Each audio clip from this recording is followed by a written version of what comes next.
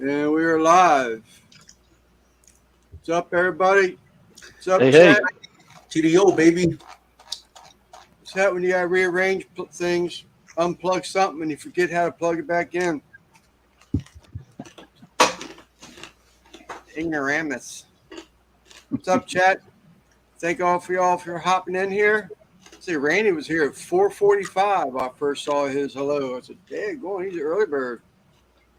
Brother Steven, Randy, Jeff, Bat, MBL, Christy What's up, V. guys? Hello, people. So I guess you sort of kind of gathered from the title what we're going to do today. Zach is just he's certified in all kinds of stuff. I could hear him and George talking, but they couldn't hear me for shit a while ago. But Zach's talking about being able to open up somebody's chest and put a breathing tube in, and being able to do a tracheotomy and stuff. I'm like, damn. So anyhow, one of his other recent accomplishments is being able to instruct for CPR. Am I correct, Zach? Yep.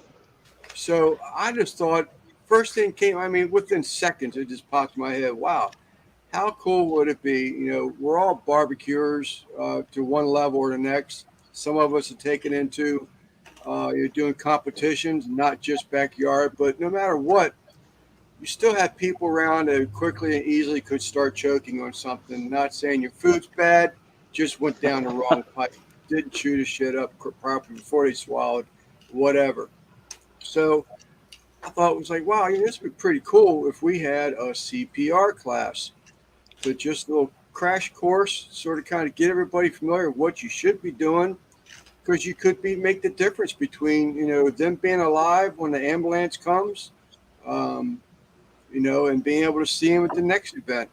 So I think it's pretty cool. Zach volunteered his time for us.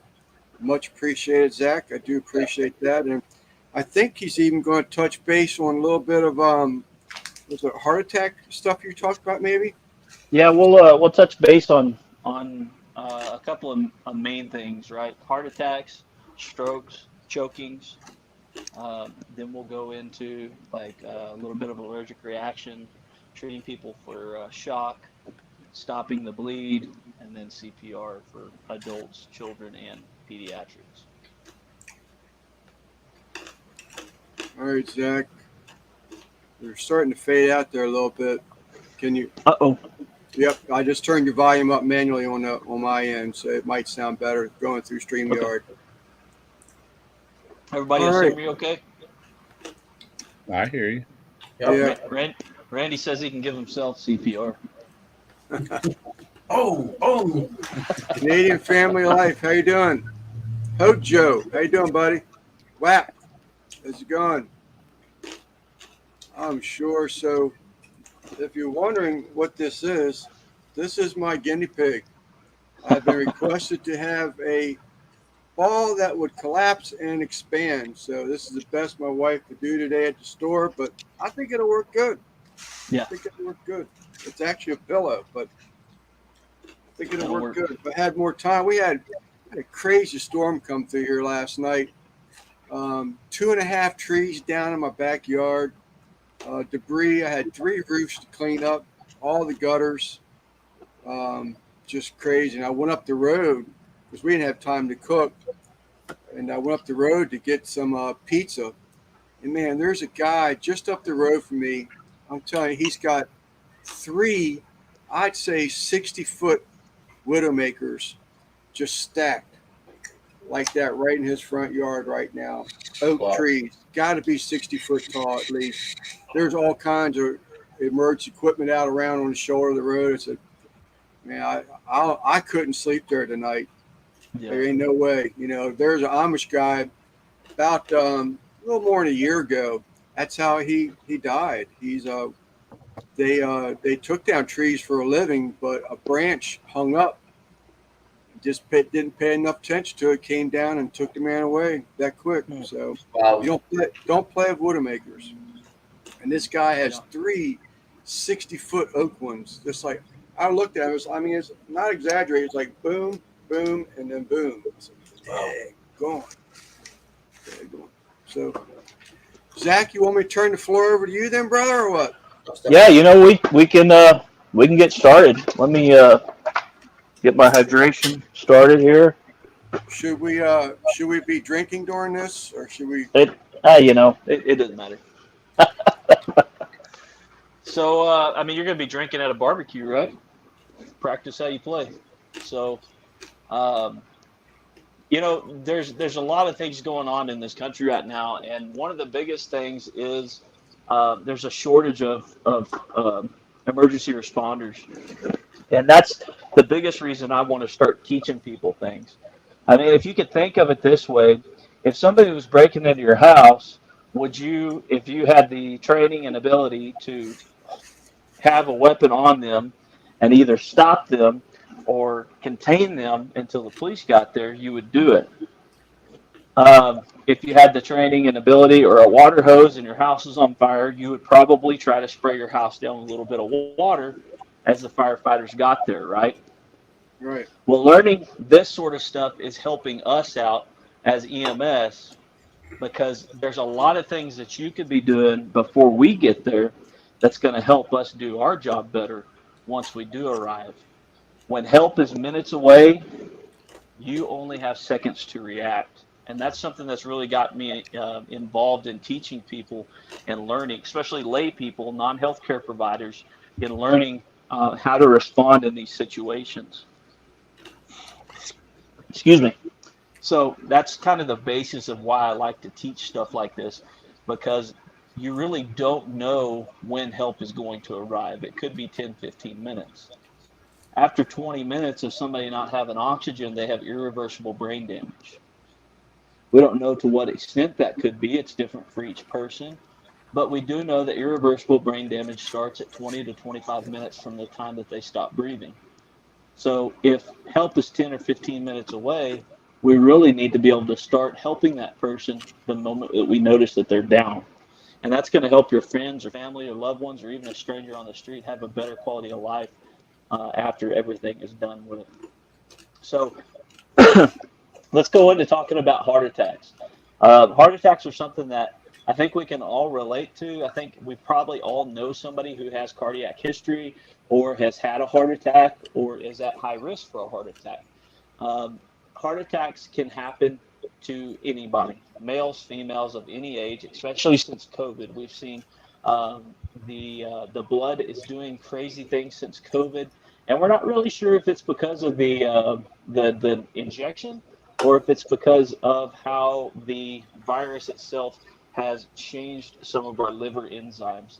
And so with our liver enzymes, it affects our clotting factors, and for different people, it affects it different ways. And if you're predisposed to having cardiac issues, if you're overweight or you have congenital heart issues or anything like that, along with those different issues that come with COVID, you can have a higher risk of heart attack. And so the classic signs and symptoms of a heart attack, especially in males, are flush in color, sweating a lot, and a pain that feels like a big pressure on their chest that generally radiates to their jaw or down their left arm. Those are huge indicators in a male that that person is having a heart attack. In a female, women are generally more in touch with their bodies than men. And I think that's because men have grown up their whole lives ignoring everything that's wrong with them. Females generally catch and know that something's wrong much sooner than men do. And they usually have that same feeling, that crushing chest pain, or feels like an elephant sitting on their chest.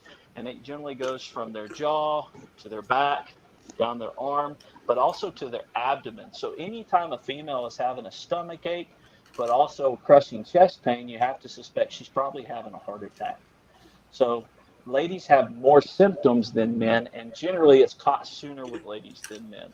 Again, that's just because ladies are more in tune with their bodies than men are.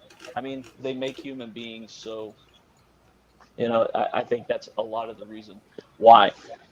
So those are classic signs and symptoms, but what do we do when we come across somebody having that, or if us ourselves, we recognize, oh man, I remember talking about this, I can't stop sweating, it feels like an elephant's on my chest. There's some pain going up to my jaw and down my left arm. I need to do something about this. If you're able to, find some aspirin, not Tylenol, but aspirin. If you're able to find some aspirin, take a few of them and chew on them. Chew those up before you swallow. There you go. Chew those up before you swallow them, and make sure that you have that. And then call 911 as soon as possible. If you can ask somebody else to call 911 for you, that would be even better. And if you're standing up, make sure you find a seat. That's going to be the biggest thing. You don't need your heart working any harder than it already is. And if you're standing up, you're working against gravity to push blood up to your brain and into your vital organs. It's actually even better if you can lay down and put your feet up after you chew on those aspirin. So that's heart attacks. Classic signs and symptoms: sweating, chest pain, heavy pressure like an elephant sitting on your chest, radiating to your arm, back, sometimes abdomen and jaw, all that good stuff. Make sure you chew on some aspirin, call 911. If you can lay down, if somebody's there, put your feet up. If nobody's there, I wouldn't suggest laying down. Just sit down if you can after you call 911. So from there, we'll move on and talk to you about strokes. I like to talk about heart attacks and strokes at the same time because a stroke is basically a brain attack. With a heart attack, you have a clogged artery in your heart. With a stroke, you have a clogged artery or a bleed in your head. And they go together quite often just because of the way that you need to call 911 almost immediately. So with strokes, the classic signs and symptoms with a stroke: headaches, really high blood pressure, but also one-sided weakness. Um, it's not always one-sided weakness, but that's a really classic sign. Now, I've seen people that just talk funny. They could sound drunk. They could be slurring their words, but also they could be saying inappropriate things. Now, it's not the inappropriate words that you and I say to each other when we're not on a monetized live. Um, it's inappropriate when you say, "Hey, what color is the sky?" and they just say, "Yes." In their mind, they're saying blue. They think that they're saying blue, but they're not saying blue. They're saying yes, or they're saying dog, or they're saying something besides something that's obviously the right thing to say, but they think that's what they're saying, and they'll probably get frustrated with you when you ask them multiple times because they think they're telling you the right answer. That's a sign of a stroke. And so with those things, along with one-sided weakness, their face will droop. I've talked to people, and as I was talking to them, their face started to droop, and they started slurring their words. And that's a classic sign of a stroke. Kind of a scary thing to see in person because, I mean, you're literally watching half their body just melt. It's just, there's no muscle tone. It all goes away. And so with that, you have to call 911 as soon as possible. We only have a small window that we can give these people help, and we have to make sure that we call 911 as soon as possible because either they need some medication to help break that block, or they need surgery to stop the bleed in their head. Like 85% of the time, it's a block, and they can give thrombolytics. They can give you medication that's going to bust that. It's a clot buster. It's going to bust that clot up. And if we can catch that within 6 hours of the onset, you won't have any deficits for the most part. If it's later than that, it's a lot worse outcome for you because you may not get those things back. Time equals muscle, and that's with the heart and with the brain. As you wait longer and longer and longer to get help, whether with a heart attack or with a stroke, you're losing either heart mass or brain mass. And those deficits will affect you the rest of your life. And so it's really important that when you see somebody having these symptoms, you remember the last time that you saw normal. Because when you call 911, the first thing the operator is going to ask you is what's going on. And then the second thing is going to be, when was the last time you saw them normal? So if you wake up at 7 a.m. and you have left-sided weakness and you're slurring your words, and your wife saw you go to bed at 9 a.m., well, your last known normal's at 9 p.m. Sorry, is at 9 p.m., not at 7 a.m. because we don't know when it happened in the night, and so it's really important to say that last known normal. Were you going to say something, Russ? You're muted.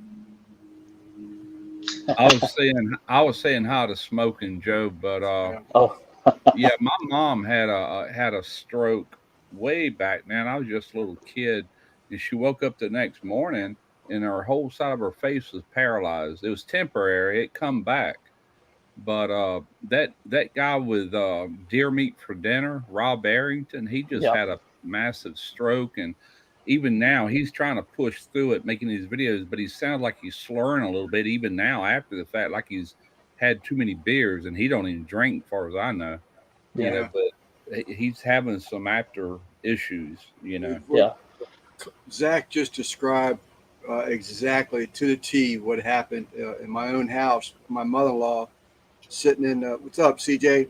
My mother-in-law sitting in my recliner. She put her head into her hand, and she was just mumbling, not Yeah. making any sense. Really wasn't doing anything, and it just seemed to me that it was getting worse. And time yeah, she got to the hospital. My wife and I went in the ER, and they actually made a call over the thing. It freaked me out. You sure, like it's like that's my mother-in-law they're talking about. I'm pretty sure. I don't know that. And sure as shit, they were putting her in a helicopter and flew her to D.C., where we were told by a doctor that she wouldn't make it through the night. Next morning, she was there in her room, galls, everything, tubes everywhere. But she's a farm girl, and she wasn't giving up. She wasn't giving up. She came back here, lived about 8 months, um, and then she had therapy. She got everything back. She could drive again. She's a big time golfer, but exactly what you described is exactly what happened in my living room. Exactly what happened. Unfortunately, cancer went ahead and took her away about 3 years ago now. But she's a tough cookie. yeah. Yeah, it sounds like it. And there's like with Robert, I've noticed with Robert, when I watched the video about how the whole thing went down, it was witnessed. Like they saw him have that stroke, and I believe his was both a block and a bleed at the same time. And so that's really complicated because if you have a block and a bleed, you don't want to give a clot buster because you're already bleeding. And if you give a Right. clot buster, it's going to bleed worse. And so it's really complicated how they have to handle that. But I noticed as Robert gets more tired and more tired and more tired, he slurs more and more and more and Yeah, more. he does. It sounds almost like I do after having a 12 pack. I mean, Yeah, seriously, I'm not trying to yeah, be funny, but it sounds like he's been drinking, but he's not, you know? yeah, yeah. And those may be deficits he has the rest of his life. Yeah, could be. Unfortunately, that's one of those things that comes with the after effects of a stroke, and that's why it is so important that. And remember, they saw him have this stroke. Now he Yeah, had a headache for a little while beforehand, okay, but at some point it got so bad that he couldn't handle it anymore, and they went to the hospital very quickly. So that was caught very early, and he still has deficits. So it's really important that you don't just try to play off these things when you have signs and symptoms of a stroke. Don't try to play them off. Don't try to be the tough guy because tough guys die from stupid stuff all the time, right? The TikTok song, "Dumb Ways to Die." You know, don't die because you decided to ignore your headache that you've never had before, and you just tried to walk it off like a tough guy. So make sure you're catching those things earlier. Calling 911, and I mean for a stroke, there's really nothing else you can do. You really just need to call 911. Even for me, in an ambulance, all I'm going to do is I'm going to start 2 large bore IVs, and that's just so they have IV access for you as soon as they get you into the hospital. Because as soon as you're in the hospital, you're going to go from my stretcher into a CT machine. I work at the neuro center, the stroke center for our area, and we're pretty lucky because in our town we have a level 1 trauma burn center, and we have the designated stroke center for a 6 hour radius. And so we have a lot of capabilities here. So you're going to come off my stretcher and into a CT machine.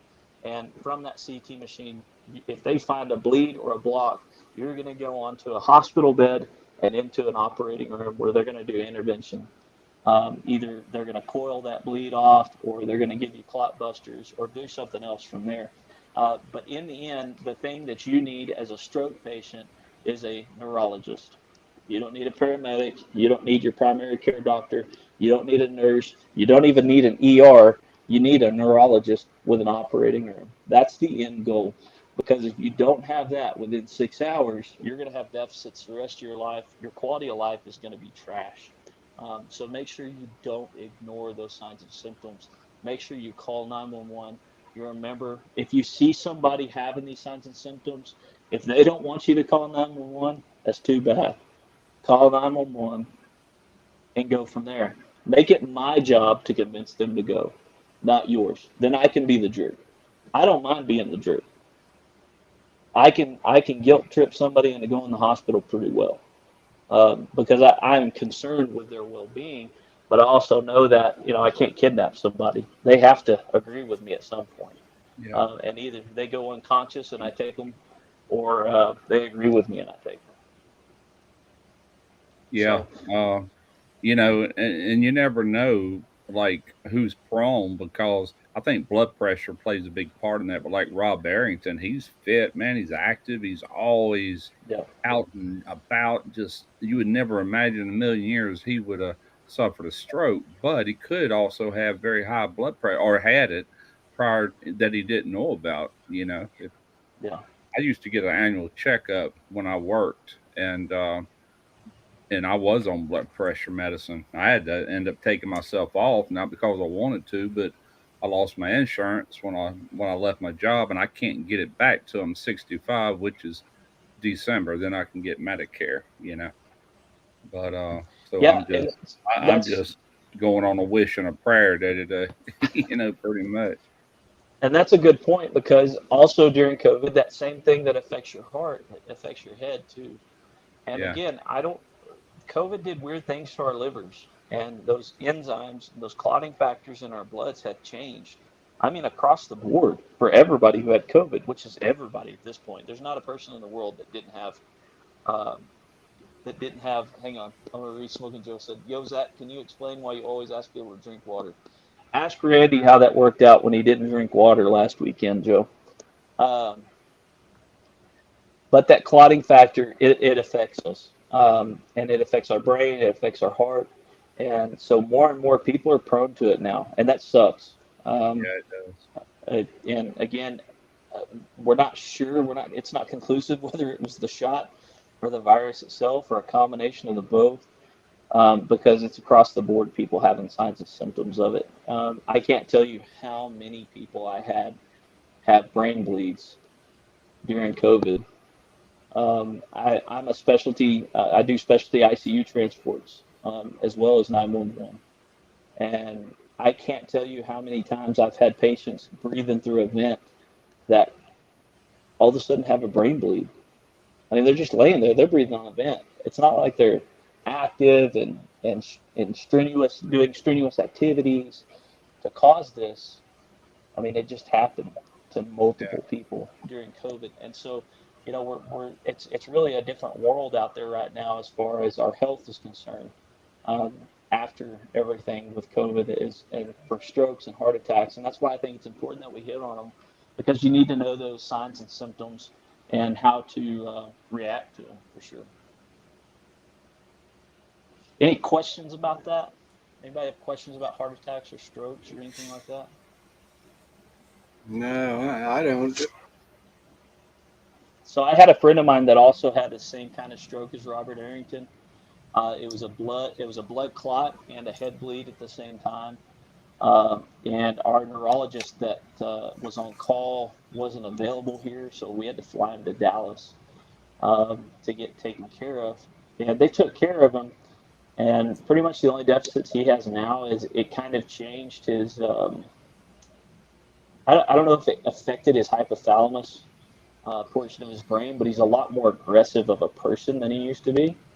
He used to be very passive, but now he's extremely aggressive. And mm, so that's the only thing that I've seen. Now, he was a 33-year-old. He was actually my captain in the guard. He was my commanding officer while I was in the guard. He could, do perfect scores on PT tests. He's a nurse practitioner, extremely healthy person, and just got the bad end of a deal. You never know. So Yeah, my grandfather was very aggressive after his heart attack.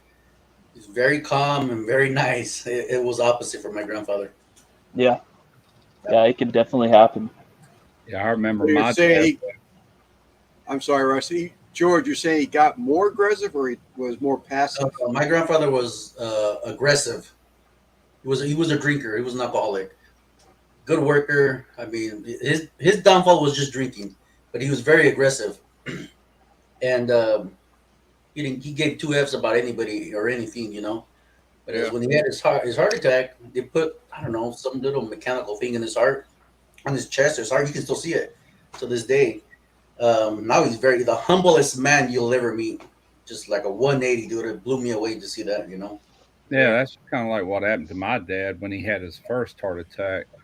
And I remember going into the ER and seeing him because it just bam happened. He had a heart attack, ended up in the hospital, and he laying there in the bed. And I come in, and he wouldn't even turn his head. He was scared to move, man. He just laying there, and he turned his eyes, started, "Hey, how you doing?" I mean, he was scared to talk. He didn't want to do nothing, man. It Poor scared guy. the hell out of him. And he went on to have 3 more heart attacks, and he had his first one at 57, and the next two over the next maybe 5, 6, 7 years. But he lost a lot of weight. He was walking at the trail and all that stuff. And what ended up killing him was not a heart attack. I mean, he actually got his heart strong again through just proper eating and walking. Just how do you say that? Rhythm type exercise like walking. And but at 89 years old, he had a stroke that hit him right in the what do you call that, going into your brain stem. And that's where it hit him, and he just become a vegetable pretty much. And he had that living will, so they took him off of everything, and he died after about 2 weeks, and that's what killed him. Though, was a stroke. I would have swore he would have died with a heart attack, but he didn't. Wow. Never know. Yeah, I think somebody asked, nothing but love asked, can medication contribute to to these things? I don't know if you mean the strokes and heart attacks, or if you mean the changes in mindset and character afterwards. Medication is not going to change your character and mindset afterwards unless you are on behavioral health medications. Yeah. But definitely medication can contribute to having a heart attack or not having a heart attack. It can contribute to having a stroke and not having a stroke. A lot of people who have high blood pressure need to be taking baby aspirins every day. And I think they're 81 milligrams. Yeah, that's You what can that have is. either 81 milligram baby aspirin, or 4 of those will equal 1 adult aspirin. And adult aspirin is 325. So Yeah. it's either way. They actually took me off of these when I had that bleed that time, but I was taking some really bad NSAIDs, like the for lower back pain, and then Mhm. I took a bunch of ibuprofen the night before that happened on top of that back pain. What would that be? Not a muscle relaxer, or it'd be, I guess, I don't know, some sort of pain reliever, but it's pretty potent. So it's a combination of taking that 81 milligrams a day, all the ibuprofen, and then that, and man, it just, I was hemorrhaging. I thought I was dying. I passed out. Yeah. Put a big gash in my head in the ER. They was getting ready to roll me to a room, and they had a wheelchair. And when I stood up, bam! I never quit falling. I hit that wheelchair and put a big slash in my forehead. And next thing I know, I'm in the ER. I'm in the intensive care unit. Like they're pumping blood into me, man. I done lost a bunch of blood. Yeah. Yeah, medication, I mean, it's one of those things that's really good for you and really bad for you at the same time. I've got mixed feelings about medications throughout the years about how it's weakened us as human beings. It's weakened our immunities, but at the same time, I'm in the Well, medical field because I recognize the good things that it can do for us too. well, I quit taking any kind of NSAID other, and I was off them for a while, and then I just started back on my own because I know I'm overweight. I'm at my age. My dad had heart trouble. It's like I'm gonna take that aspirin. I don't think 81 milligram baby aspirin is gonna hurt me day to day. You know, Nah. not enough to cause what happened to me with all that other junk. You know.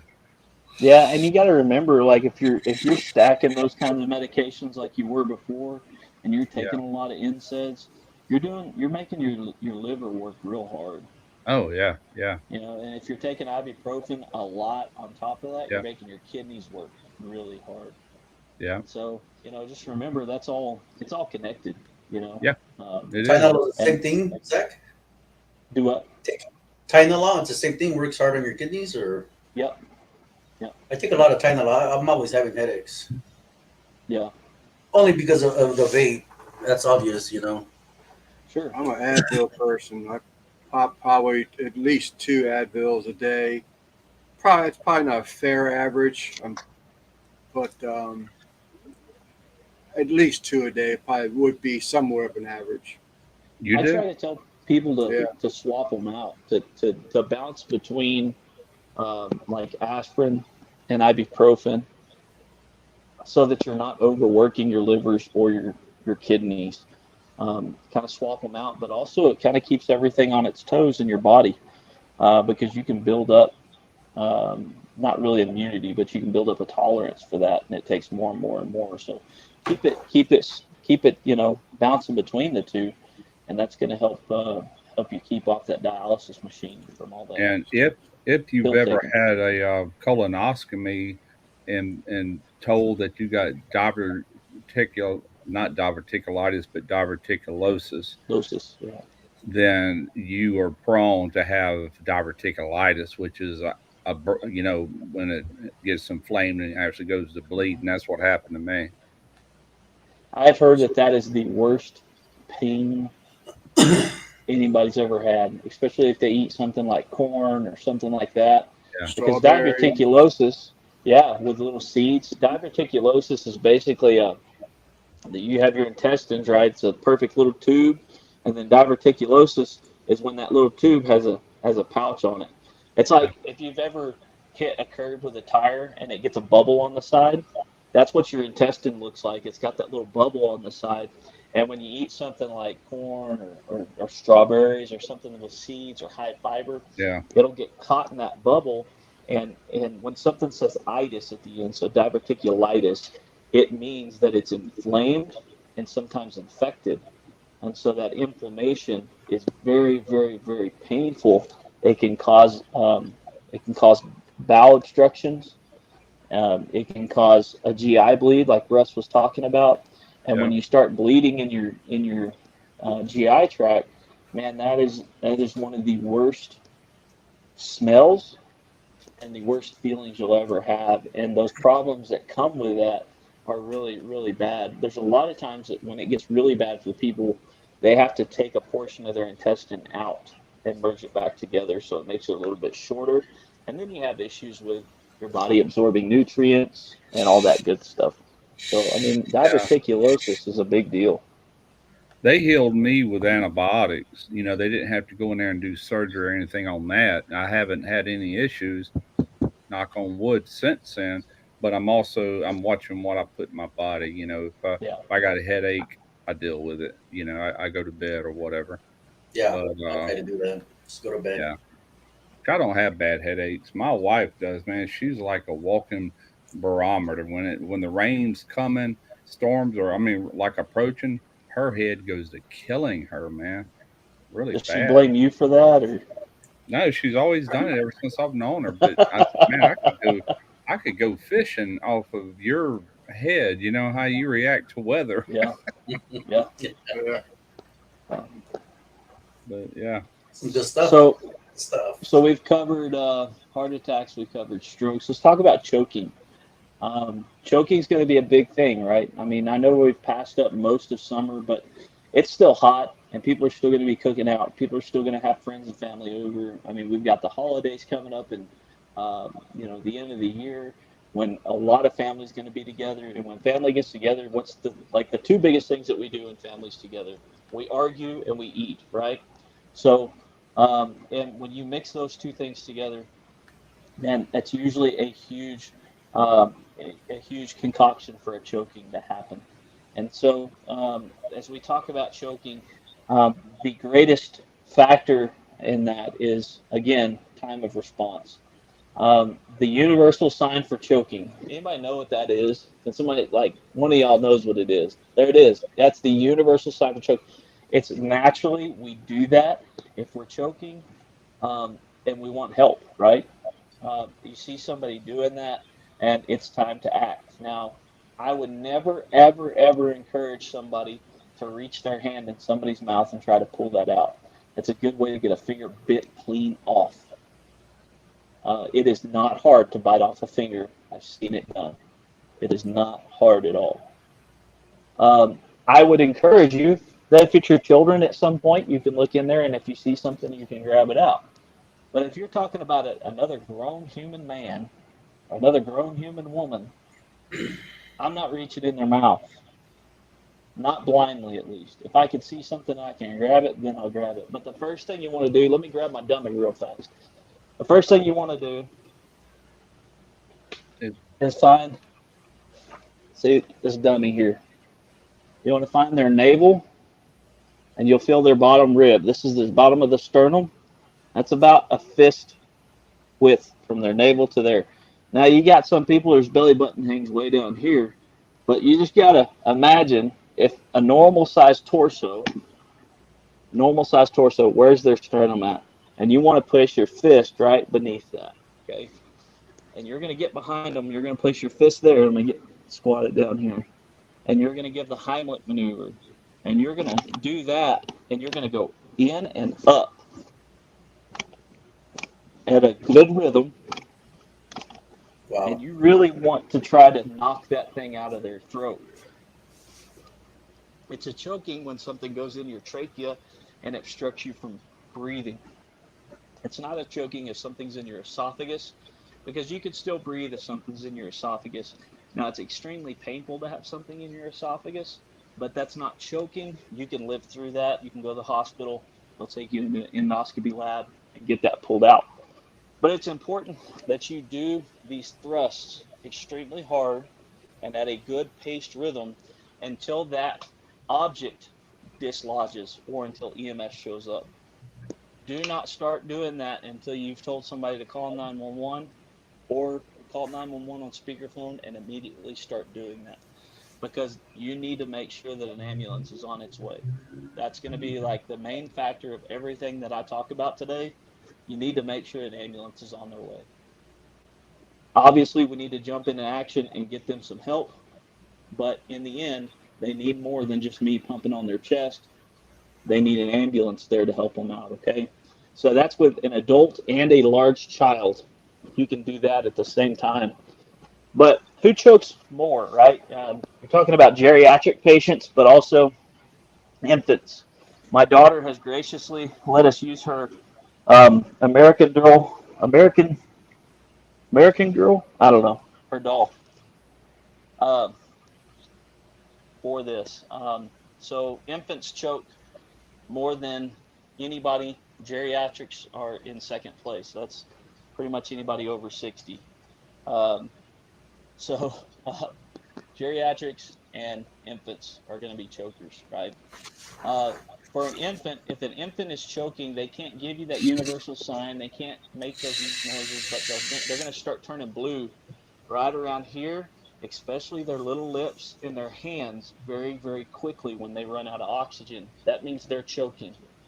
They're going to make a very scared face, and they're going to look like they're trying to breathe, and nothing's happening. Okay? So the first thing you're going to do is you're going to grab that child, and with your hand, you're going to put just like that. You see how I'm holding them? This is for anybody up to probably 18 months. You're going to grab them just like that. And I want you to, if you're sitting down, lean them on your knee, but with their head lower than their body, because we want gravity to help pull that object out of their trachea. And with a firm thrust, we're going to hit down in that way 5 times. And then immediately, you're going to hold that baby's head and their shoulders, flip them over, and with 2 fingers right in the sternum, just like before, 5 times. 1, 2, 3, 4, 5. And you're just going to keep flipping back and forth, doing 5 at a time until that dislodges. That baby is going to start screaming the second it can. Okay? As soon as you start hearing noises, look for that object in their mouth, pull it out, make sure 911's already been called, and go from there. The last thing you want, especially with the choking, even if you were to get the Heimlich maneuver to work before the ambulance shows up, here's the problem. If a piece of food goes down into your lungs, you will develop sepsis. You will be sick, and people die from sepsis. Your temperature is going to go up. Your blood pressure is going to go down. Your heart rate's going to go up. You're going to start hallucinating, and people die from sepsis. You really need some antibiotics as soon as possible. And 9 times out of 10, when somebody chokes, there's a piece of food that gets down in their lungs. So it's important that before you start that Heimlich maneuver, you call 911 and get some help on the way. Wow. So any questions about that? You said that twice now, and I guess I didn't really even think about it. How, again, back to seconds count, is that it's twice now you've said, at least twice, that call 911 first before you start any type of procedure. Yep. And I guess my head would have been, grab the baby, try something, and then, meanwhile, get someone else to call or stop something and then go call myself. So the biggest thing is if somebody else is there, they need to call 911 while you're getting to work. Yeah. That's the biggest thing. If you can tell somebody, you go call 911 and then start slapping that baby on the back. The other thing is our phones nowadays, we don't actually have to dial 911 anymore. If we can get to work and say, hey, Siri, call 911. I hope I didn't just, oh, shit. Hang on. I just called. And say that and call it. You can do it on speakerphone while you're getting to work. But the bottom line is, in the end, they don't need me as a paramedic on that ambulance. They need things at the hospital that could intervene and help them out in the long run.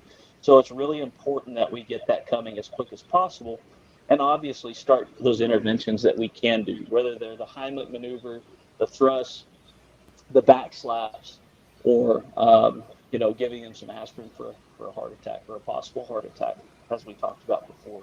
So it is really important that if there is somebody else there during all these situations, if there's somebody else there, you point to them and say, you call 911. And it's really important that you say it like that because in that situation, you'd think it would be pretty obvious for when you say call 911 that somebody would call 911. But if there's multiple people there, they all think somebody else is going to do it because they're in shock. This is a traumatic event that they're not used to being involved in. And so you have to designate somebody. You have to look them dead in the eye and say, you call 911. And that way that person knows, oh, that's me. I need to do this. Right. Give them that command. Yeah, absolutely. It seems kind of silly, but in the heat of the moment, people just they lose cognitive thinking because this is so new and so different and it's scary. So yeah. I remember that's a really Greg Mervich with Ballistic Barbecue. He was by himself.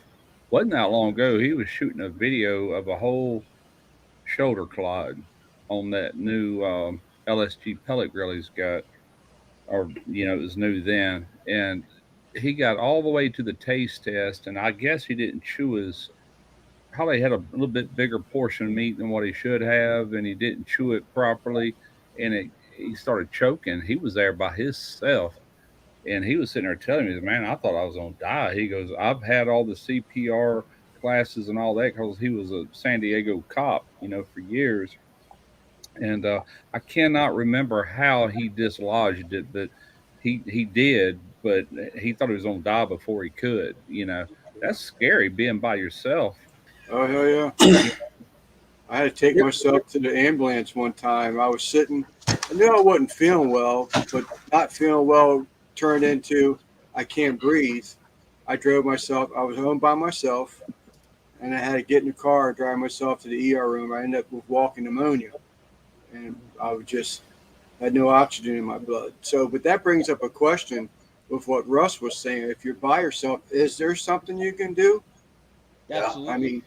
I guess you just can. pound yourself in the chest, but You're gonna have to really beat yourself in the, but also just that same spot. Here's your nipple line. Here's where your nipples are.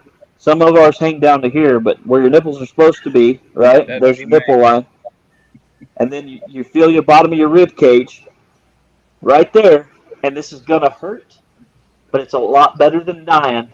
You're gonna Yeah. just hit that as hard as you can, and do that until you dislodge it.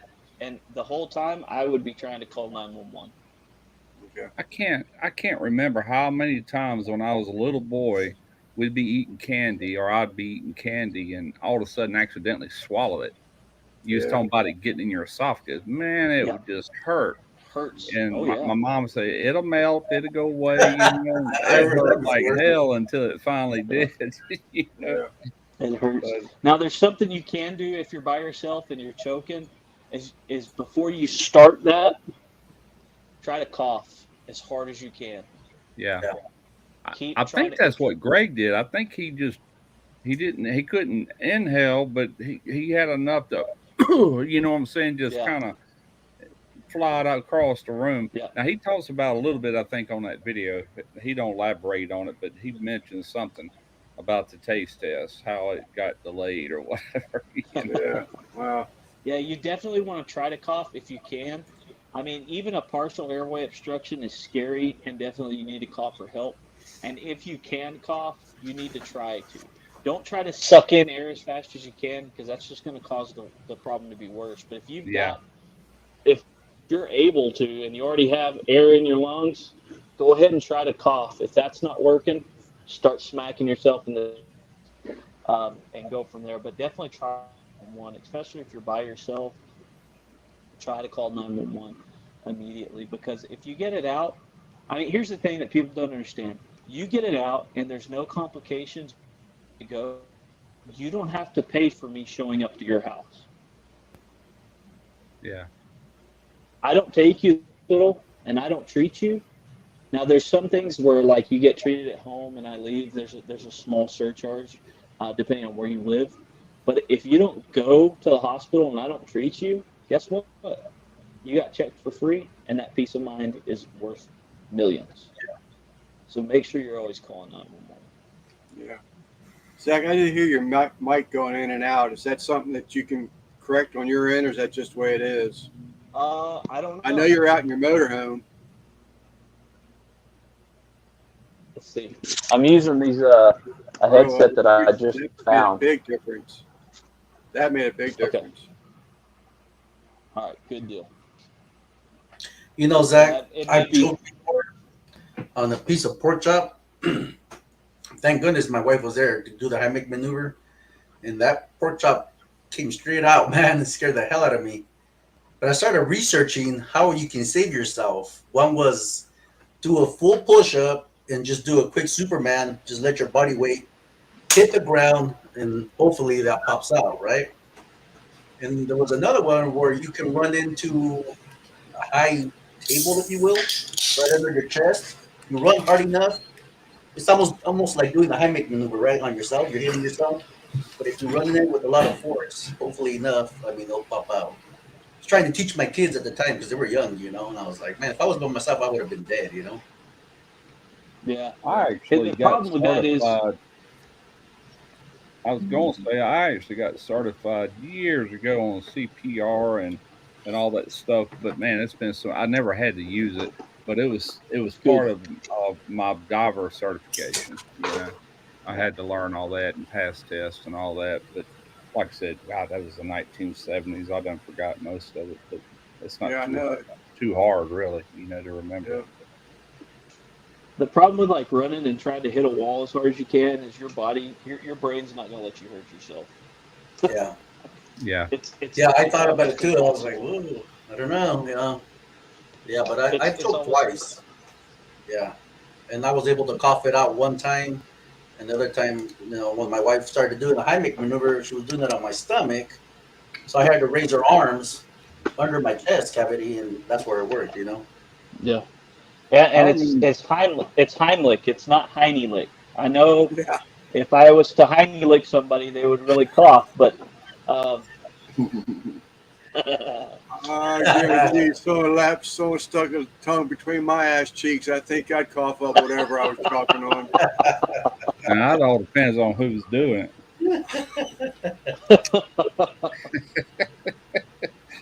Yeah, I How remember come? How come hearing. the conversation turns south right when I get on, man? What the hell? I it's just the remember vibe you hearing bring. years ago. I Yeah, remember hearing years ago that most choking incidents like that happen in steakhouses. People get a big chunk of steak and don't Yeah. chew it properly, and next thing you know, they're sitting there getting a Heine lick maneuver. I mean, the Heimlich maneuver. Yeah. yeah. You know, my sister, my nephews. Y'all know Kyle. He comes in the chat sometimes, but Cole, they're identical twins, and man, them kids used to choke on everything. Man, my sister, she would have the fucking cordless phone up to her shoulder, and she'd scoop the kids up and smack them and put them back down. I never even miss a beat.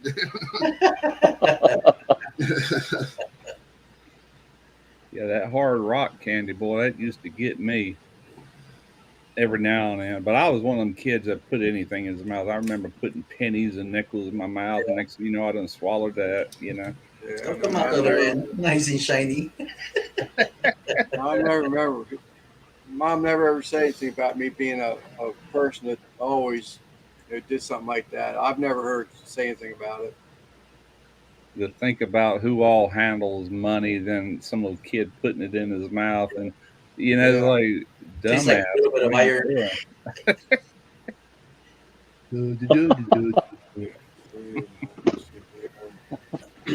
So I saw Joe had a question earlier. It was how many calls have I ran on with people who have taken Viagra and it Oh, didn't go away? Viagra pill. So funny enough, we have a huge city here in town, and the only times I've ran on somebody with that problem is somebody who didn't need it. They should have taken that pill to begin with. College students, and let me tell you, if these kids could, if they were not too prideful to explain to the other kids in that college and that university exactly what happened to make that go away, we'd never have that problem again. Because what happens is they take a syringe and a needle about that long to Mm. your erection and they drain the blood out. Oof. Oof. Yeah, yeah, Mhm. no thanks. I just wear an extra belt. I wear an extra belt and just tuck that motherfucker real good. Leave the rhino pills alone. Let it rub your belly button. Yeah, So, All bad. so another thing that I've run into in that same line of things is people trying to make pickles with their butts. It starts off as a cucumber and then they leave it in there for a while. They try to it's horrible. pickle it. You It ever Wow. happens had a to? lot. Have you ever had to remove any gerbils or anything like that? Not a gerbil, but a rat. Oh my god. Ooh, Yeah, that's I've had a rough. rat. And that person um, has a colostomy bag now. Yeah, I Wow. imagine so. So Yeah. sad. Leonard's in there raising hell. Man, what a fucking horrible Yeah. phone call to make. What a fucking horrible Yeah. phone call to make. Like, I need you to come over. Golly, what is wrong with Yeah. people? Yeah, the worst part is say a guy's got something in him. A man has something that vibrates inside of him, and you're going to the hospital and it's turning on and off as you hit bumps. and you can hear it. You're driving down the road, and all of a sudden you're. That's my pager. My personal pager. Randy has a squirrel. That's That my motherfucker blowing my beeper up. oh bad, man. Randy also has a Christie. He don't need the squirrel. Ain't neither one of them going in my ass, so I'm all right.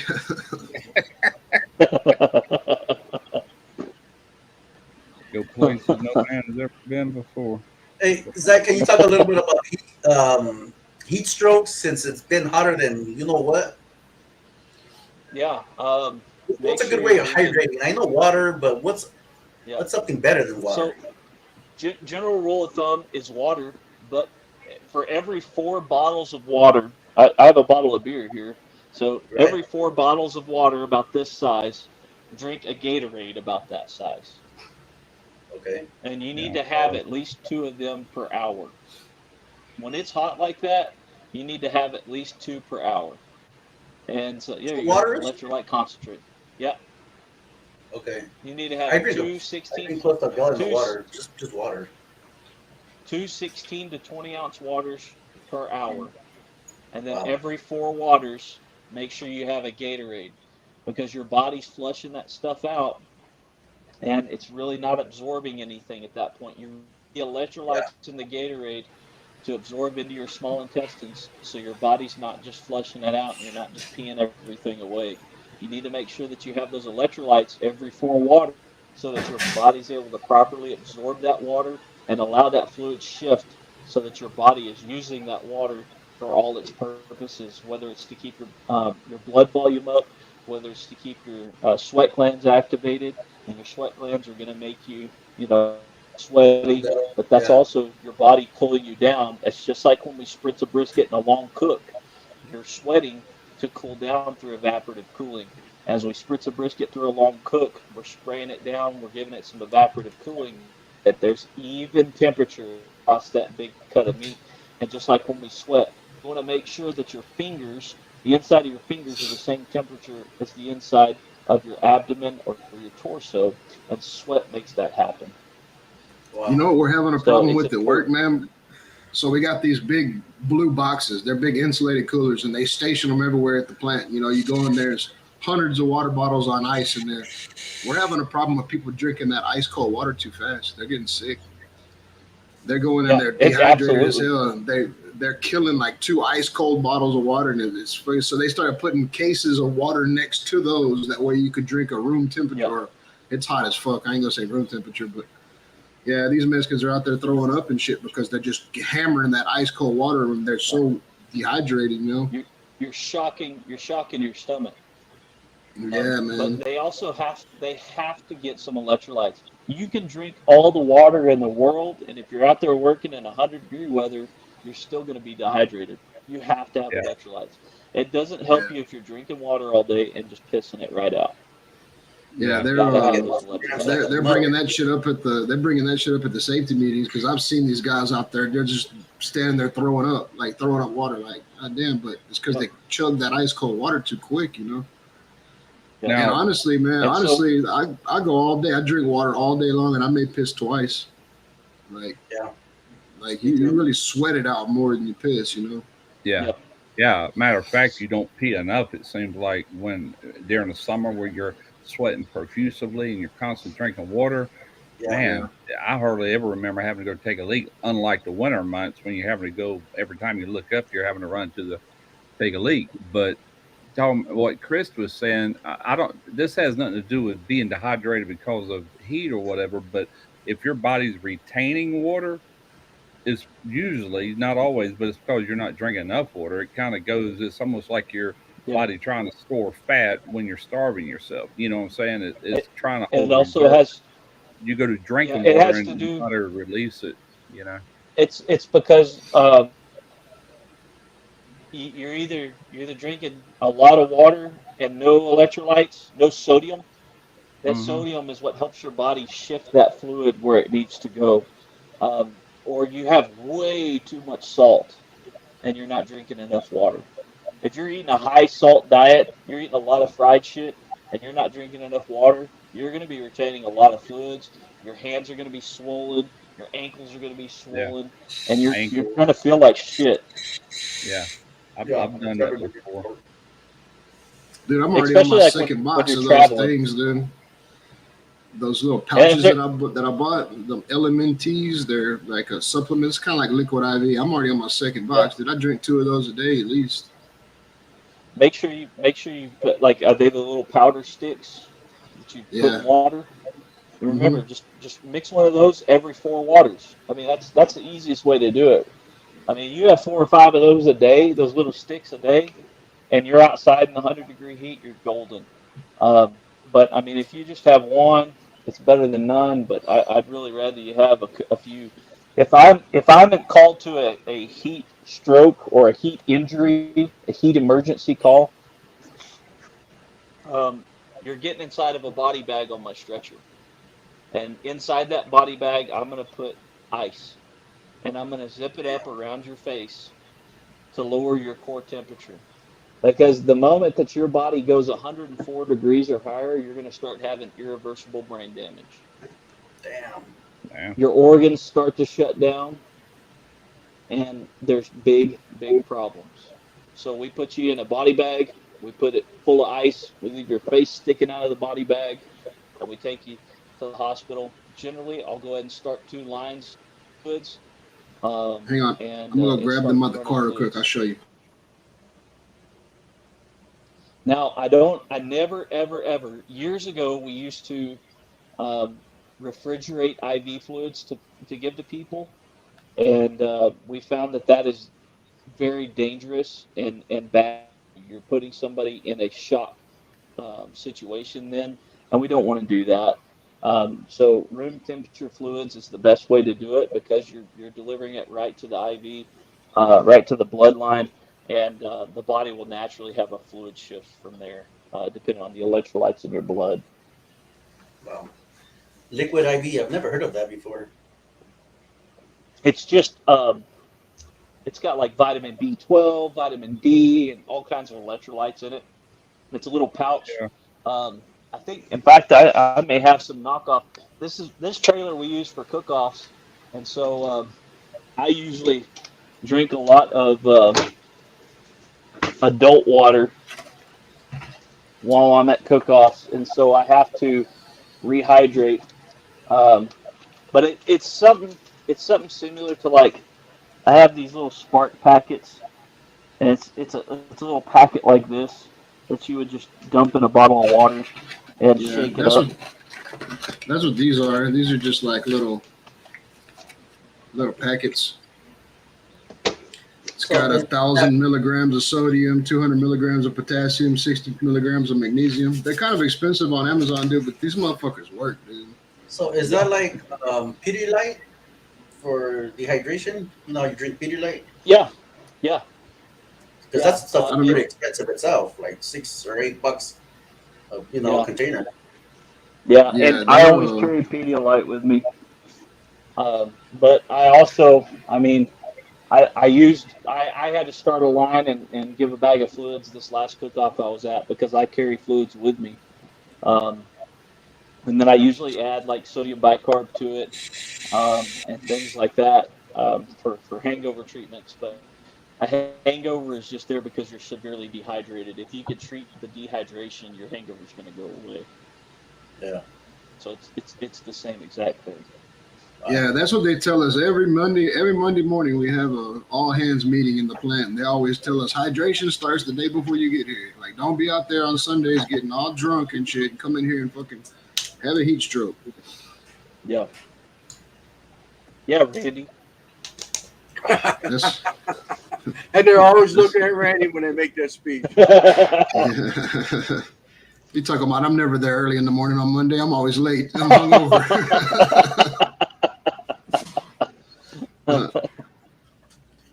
Some good info. I tried to put the link for Amazon in the chat, but it's a long link. I'm 16 letters over. So y'all just gotta go. You gotta go find it. They're good though, man. I mean, they don't. I'm not gonna say they're the best tasting shit, but it don't matter, man. When you're thirsty and you kill that, I don't mix it with no ice cold bottle of water either. I mix it with like some water that's, Yeah, that way I can Pedialyte fucking tastes drink good. that shit.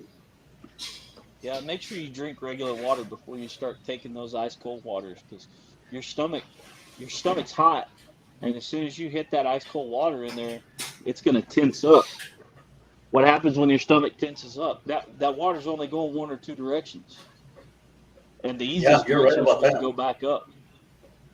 And so you're going to Mhm. start vomiting. When you start vomiting, you're doing the exact opposite of what drinking water is going to do for you. And I've seen it Vomiting, several times already. yep. Seen it Vomiting and so far. diarrhea are like the best way to get dehydrated. This So take this week coming up too, probiotics. man. This week coming up is supposed to be just brutal hot outside. It's supposed to be like Yes. 106 without the heat index. Like, Wow. So our temperatures are getting ready to do the exact opposite. We had a crazy storm come through, knocked down a bunch of trees and everything down last night, but our temperatures are actually supposed to cool off now for a few days. Yeah, ours was 102 today. The heat index, I don't know what it was 100. It was 110. It said in my truck earlier. yeah, So I know the actual temperature is probably a little bit less than that. But we did have an actual temp of 111 degrees last week here. And so it's a hard time to be outside working, especially in those plants working, where even when they have fans going, it's just like standing in front of a freaking hair dryer. Yeah. It's just hot air. So you know what I wish they had? I wish they had fans. We have these little trailers that have these air conditioner units. They call them cool down zones. And you go into that son of a bitch, dude. It's like 60 degrees in that thing, man. So when you're all hot and sweaty and wet, bro, you get in there and you're freezing cold. I wish they had a place where you can go like in the shade with some fans to knock all that, so you can dry off a little bit, then go cool down. Because That's man, a it's good way to miserable. get everybody- Yeah, I that's tell a them good all way the to time. get They're like, everybody go to the sick. cool down. They're like, go to the cool down unit. I'm like, hell no, man. I'm fucking soaked down to my socks right now. I'm not going in that fucking cool down. Cool. That'd make you sick, though, won't it? absolutely. Yeah. Well, I mean, but at the same time, if you're in a heat exhaustion or a heat emergency, me putting you in a body bag full of ice is going to make it hurt too. Yeah. But the biggest thing is to keep that core temperature down. Again, that core temperature goes up over 104, you're getting brain damage. Yeah. So, I mean, Randy, it's no. I mean, you look at somebody at work and go, man, why did they hire this idiot? Well, he's probably got some brain damage.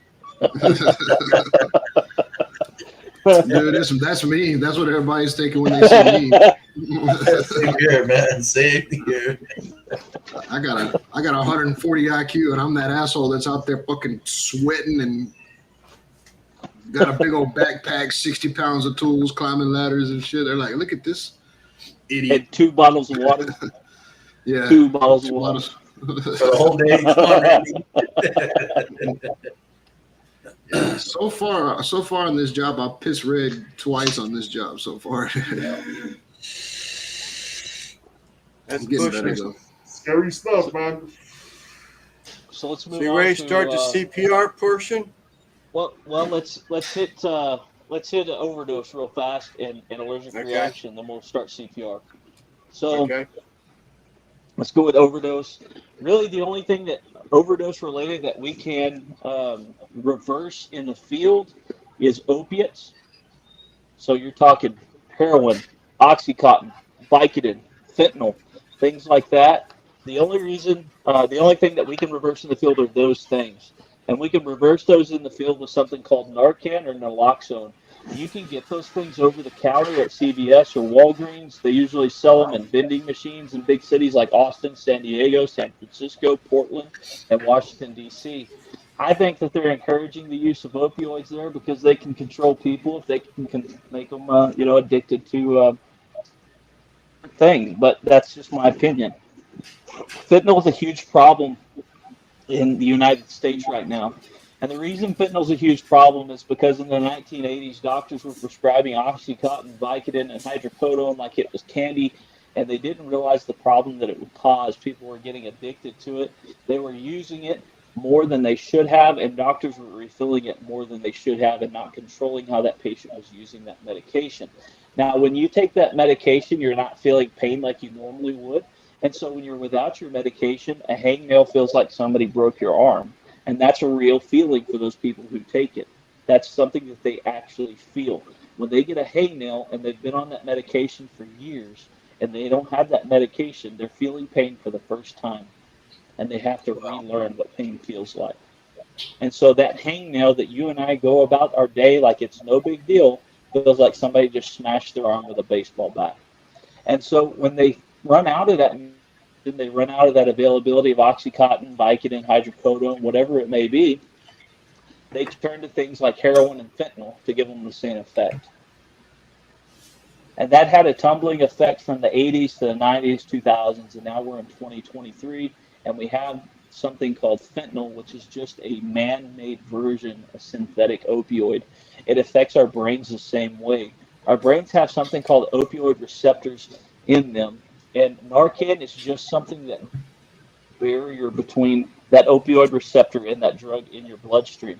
That drug is still in your bloodstream when I give you Narcan, but your brain is not recognizing that that drug is there, and so it reverses the effects of it. Those drugs are a central nervous system suppressant, and your central nervous system controls your breathing and your heart.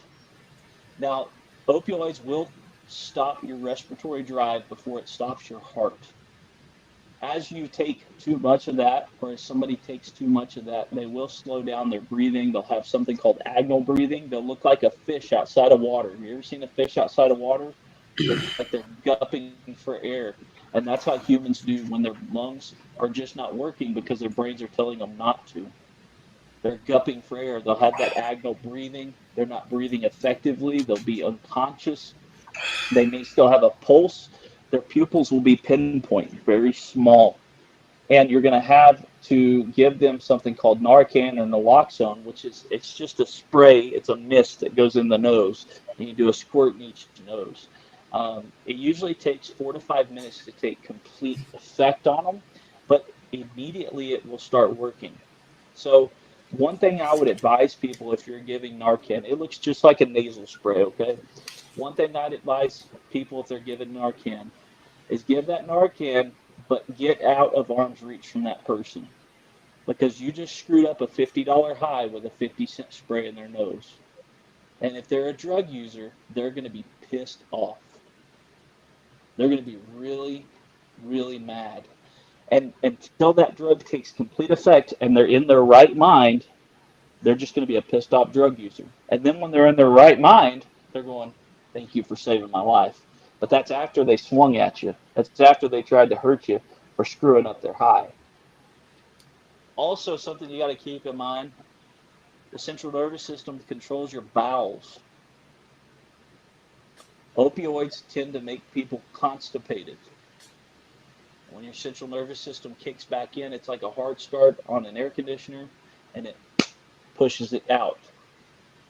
What I like to do is I'll give people just enough Narcan to keep them alive, and as soon as we pull into the ER, slam them with a big old dose of it. That way they're swinging their arms and shitting their pants on the hospital bed and not my stretcher. What happens if you take Narcan without being? What would happen if you gave somebody Narcan thinking? Okay, I was about to say if you gave somebody Narcan and they weren't ODing, say they were. Cops do it every single day. Cops will give a hypoglycemic patient, somebody with die, and their blood sugar is like 20. And so they look like they're drunk and they're passed out. They look like they're having a stroke. And they're like, oh, well, this is a druggie. And they'll give them Narcan. Well, it doesn't do anything because all Narcan does is make the brain ignore that drug. It'll last for about 2 hours. But that's all it does. It doesn't do anything else. Nobody's allergic to it. None of that. So all it does, if you don't need it and they give it to you, no big deal. That's one of the first things that I give to somebody that's unconscious just because. Because, you know, if they didn't need it, oh well. If they did need it, great. And then we start checking blood sugar and things like that and treating that. Yeah. See, Zach done fucked me up, man. He done gave me Narcan and then left the ambulance, and I found the fucking hydrocodone, and I ate a bunch of it, and nothing's happening. I'm all pissed off. I don't carry hydrocodone, but I carry a lot of morphine and fentanyl and ketamine and Valium and Dude, Ativan and I die. I'm highly allergic to morphine. You know what they got to give me? They got to give me Dilaudid when I get to the hospital because they put a red bracelet on both of my wrists saying that do Yep. not give this motherfucker morphine. I'm How do you highly do on allergic to ketamine? morphine. I don't know, dude. I mean, I was 18 years old when I tried ketamine. So I mean, it was kind of like a hallucinogenic almost, you know. Right, but you weren't it was. like, I didn't get allergic reaction to it. so I we can use know the ketamine. two things. Yeah. Go ahead. No, you're good. This is a No, I good was just segue saying. to us talking about allergic reactions. Yeah. So morphine. I was hitting the head with the golf club. I don't know if you can see the scar on the side of my head right here. I was hitting the head with a golf club, and it almost killed me. But so I went to Texas Children's, and when I came out of surgery, I was in the ICU and I was recovering. They asked me, "Are you in pain?" I was like, "Fuck yeah, I'm in pain." So they gave me morphine. Dude, I went into anaphylactic shock right away. I mean, I went into seizures and everything. If I wouldn't have been in the hospital, I would have died from the morphine. And Yeah. I remember when I woke up, every muscle in my body hurt from just tensing up. Yeah. You know, they were like, "Yeah, congratulations, you're highly allergic to morphine." I was So, like, "Well, nice." There's some people who are allergic to morphine, and for those people, we generally give fentanyl, and then a percentage of people are allergic to both of them. And so for those people, we use ketamine. Ketamine we can use for many different things, and pain relief is one of them. I use ketamine generally when somebody's violent, and in the state of Texas, it's a felony, to hit a first responder. If you punch me, it's just like punching a cop, and I'm either going to beat your ass in the back of that truck, or I'm going to give you some medication to make you go to law. If you don't know Yeah. what ketamine does, imagine the person who wrote Alice in Wonderland. When it crawled into that hole, into this magical world, we call that the K-hole. When we give you ketamine up to 500 milligrams, we give you ketamine going into that K-hole, and you're going to see all these magical creatures, and you're not going to be here. It's a disassociative. So it is disassociating your brain from reality. You don't know what's going on in reality, but wherever your brain is, you're there. And so it's easier So for a us long to. time ago, so a long time ago, we were getting ketamine from the pharmacist in Mexico. The not the pharmacist, the veterinarian clinics. You know, you get ketamine Yep. from the vials, and it's in liquid form. You put it in one of them foil pans like we barbecue in, and put it on a hot pot at a low heat and evaporate it, and it turns into a powder. And you scrape it all off that powder, you can snort it. That's the only time I've ever done ketamine. Like I said, that was years ago. I was probably 18 years old. But it's more of a hallucinogenic than it was a painkiller or anything, you know. And Well, don't it- try it it. Had no depth perception whatsoever. I remember there was a DVD player sitting on top of my TV, and whenever the DVD would stop, the CD would eject. And I remember doing that shit. I must have been 3 foot away from it, but I had no depth perception whatsoever. I'd go to grab the DVD, and people were laughing at me. They were like, "You're not even nowhere near that motherfucker." Not trying to grab it. So, and it depends on how much you take. So at a very low dosage, it is a pain reliever. As you go up, it starts hallucinating, starts the hallucinogenic properties, but it's not technically a hallucinogenic. It's a dissociative. And so as you take more, you have so when I had surgery on my leg, they gave it to me for anesthesia. It's not an anesthetic, it's a dissociative. And so I had an out-of-body experience, and it was a very real out-of-body experience. I've always heard about it from other people, and I never thought it was real until it happened to me. And it seemed like I was watching that entire surgery from a camera in the top corner of the room. I could tell you the doctor, the nurses, and everything they were doing that weekend. They were playing 80s hip-hop, and they were planning a barbecue for that weekend. They wanted certain nurses to come. They wanted certain nurses not to come. The whole time I had a tube down my throat, and this surgery to reconstruct my leg. I knew everything that was going on, Wow. but I wasn't there. It was like I was watching it from a security camera. It was the most wild thing I've ever seen. Damn, bro, send some of that our way. You're on mute. That's crazy, Go man. up around here, man. Took Yeah, two I always thought, We're gonna get I always hammered thought about ketamine. Yeah, I always thought ketamine was a street drug. I thought it was from the veterinarian. I thought it was a cat tranquilizer. I didn't know that It's it a was horse actually tranquilizer. a horse tranquilizer. Yeah. Yeah, it's a horse tranquilizer. So it works, at different dosages for everybody. So let's move on to allergic reactions because you brought that up, right? You're allergic to morphine, and the thing that they would have given you for that is epinephrine. Epinephrine is our first go-to line of defense for anaphylactic shock. Anaphylactic shock is when your throat's swelling up, your tongue's swelling up, you can't breathe, and your lips will swell up. Anaphylactic shock isn't necessarily a rash or hives. We take Benadryl for that.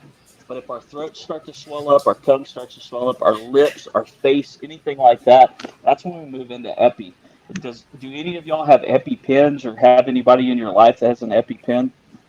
We got an EpiPen Okay. in the refrigerator right now. Okay. So Yeah.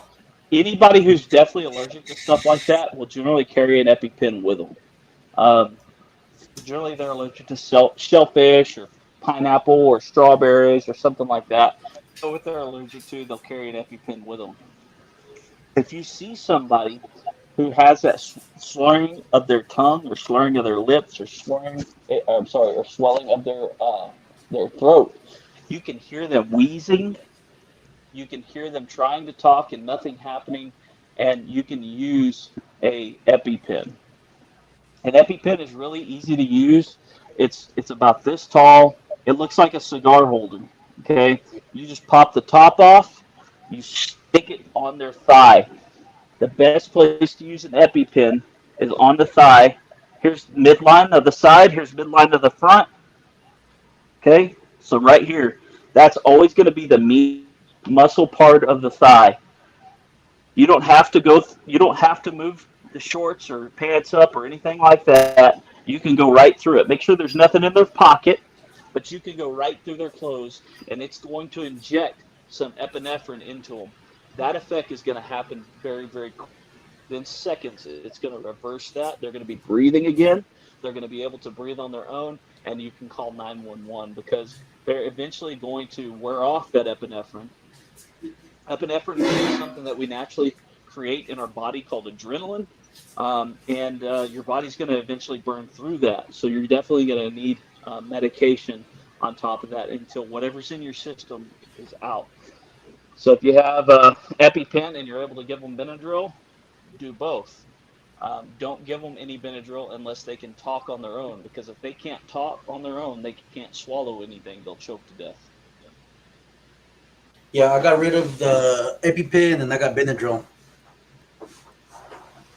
That's what I use. Last time I got stung, nothing really happened, but I still took the Benadryl just in case, you know. Yeah, yeah. So, any questions about allergic reactions or anything like that before we move into CPR?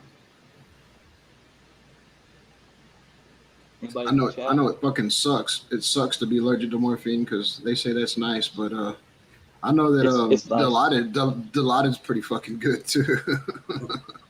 So here's the level, right? You got morphine and fentanyl right here.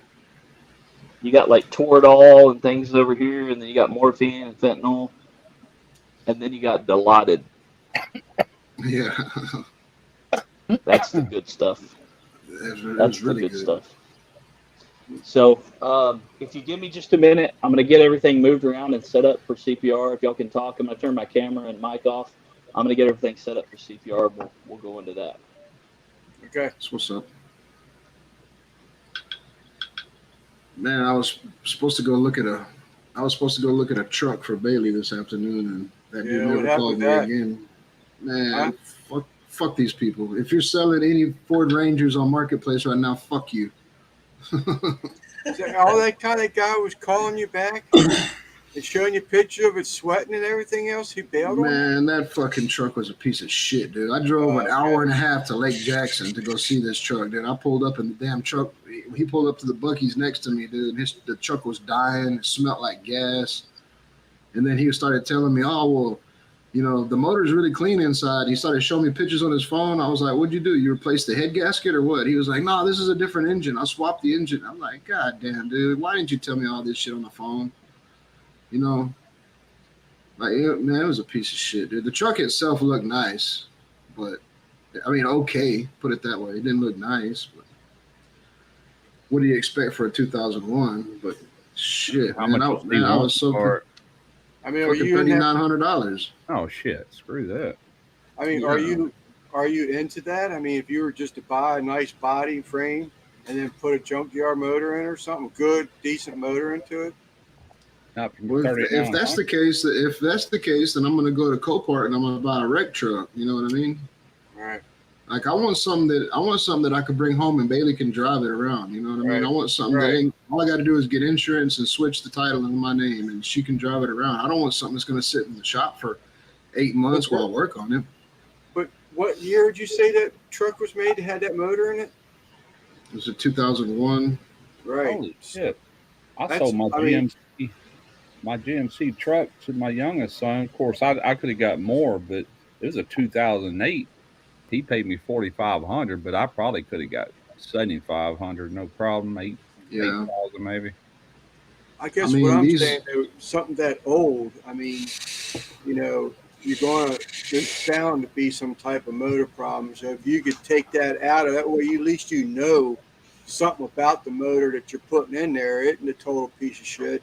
Someone didn't just put a Band-Aid on it to sell it to you, you know. I don't know. I don't trust Yeah, nobody. I'm pretty mechanically able. I mean, I can pretty much fix anything on a car, on a truck, or whatever, you know. But as far as buying something that I'm gonna have to work on and already giving that much money for it, I'm just not into that, you know. No, Yeah. hell no. Yeah. Give me $800 for the body, and then I'd spend the rest on a good engine. Even a short block and have the machine shop redo the heads or head. What size motor? That's what I told that guy. I was like, dude, I'm giving this to a 16-year-old that can't even put air in a tire. Like, how in the fuck is she gonna fix a problem if she breaks down on the side of the street? Like, I need something reliable, you know. Yeah. Right.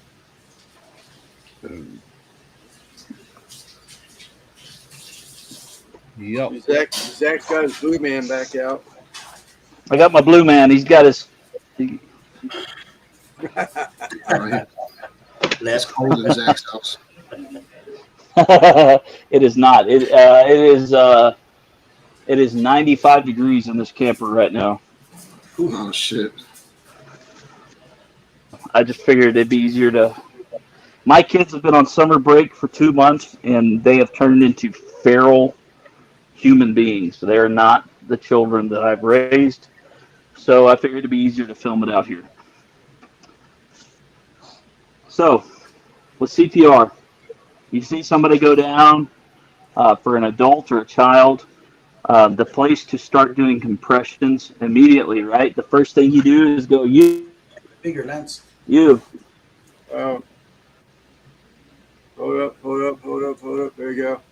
You're young. So the first thing you're going to do, you see somebody collapse and hit the ground. You're going to walk up to them, and you're going to go, you're going to point to somebody directly and say, call 911. And then you're going to slap that person, hello, hello, hello, look for a response. You're going to check them for a pulse on their neck. If you can see here through my beard, you go on the neck, right next to the trachea, right next to the esophagus. There is a major artery there, and if you push hard, you will feel a pulse if they have one. If they have a pulse and they're not breathing, all we're going to do is breathe for them. You're going to blow in their mouth. I'm going to use this to show you.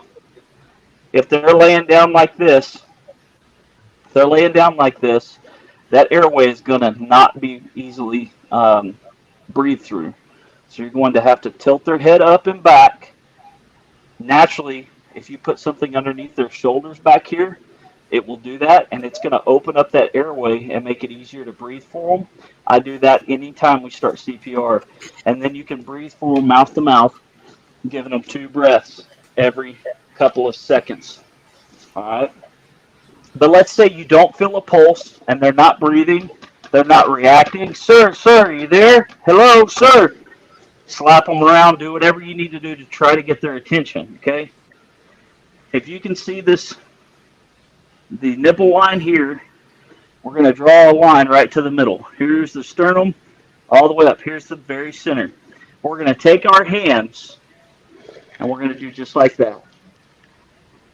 And then go right in the middle. As soon as we have somebody calling 911, we're going to start doing compressions. We're going to do 30 compressions at the depth of about 2 inches. And then we're going to give them 2 breaths in their mouth. Now, if this is somebody you don't know, I would highly suggest you find a mouthpiece or a breather mask to keep their germs out of your mouth.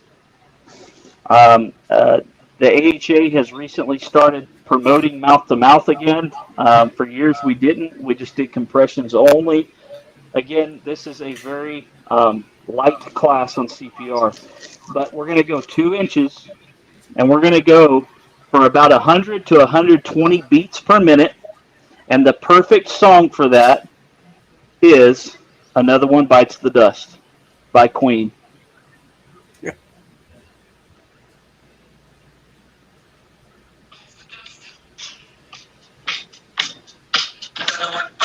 Hear that? Can y'all hear that song? Yeah. Yeah. Okay. So we're going to go with the beat of the song.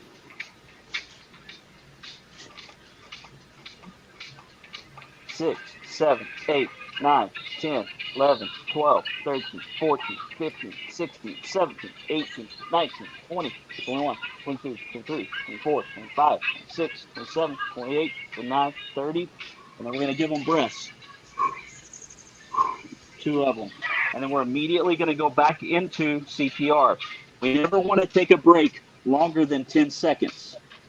Okay? Never, ever take a break longer than 10 seconds. Because in 10 seconds, as you're perfusing blood and oxygenated blood to the brain, in 10 seconds, that pressure drops in your body, and it's not getting the right enough blood to your brain, and you're losing brain mass. People are going brain dead, okay? So we got to make sure we don't stop for more than 10 seconds, and we get back to pressing 1, 2, 3, 4, 5, 6, 7, 8, 9, 10, 11, 12, 13, 14, 15, 16, 17, 18, 19, 20, 21, 22, 23, 25, 26, 27, 28, 29, 30, and then 2 breaths. Now imagine you told somebody to go call 911, and if there's an AED around, you tell them, go get the AED, call 911. You've done a couple of rounds, they bring back the AED, you place your pad, you place one here, and you place one here. There's pictures on an AED. It's extremely simple to use. There's only 2 buttons to push, and there's pictures on how to use it. They make it simple to use because in a scary situation, you don't need to be able to think about those things. They need to make it very elementary and intuitive. And so you place a pad, and you're getting after it. You do another round. Okay. Say I did 30, and then we're going to let the AED analyze. It's going to analyze this patient's heart rhythm and see if it needs to be shocked. It's very important that you don't touch this patient at this time. If you're touching it, it's going to read your heartbeat instead of theirs, and then it'll give the wrong diagnosis. So let that analyze as it needs to, and it'll say no shock advised, continue CPR, or it'll say shock advised.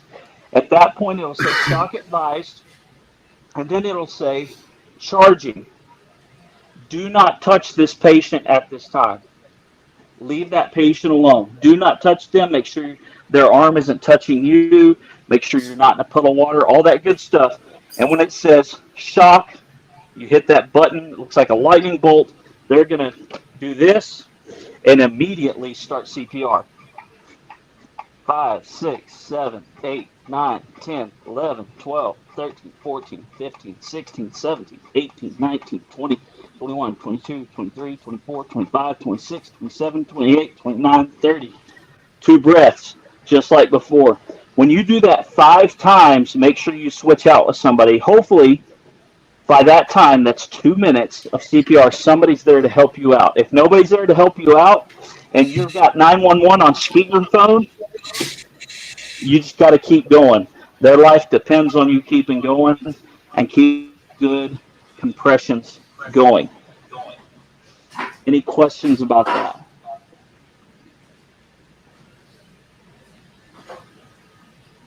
So Sheena brings up a really good point here. Nowadays, people are afraid to do CPR on a stranger because of lawsuits. You will never, ever, ever be sued and lose to a lawsuit for giving somebody CPR. The Good Samaritan Act protects you on that, and unless you do something to purposely hurt or kill that person, you will never, ever be in trouble for doing CPR on somebody. Never. Okay?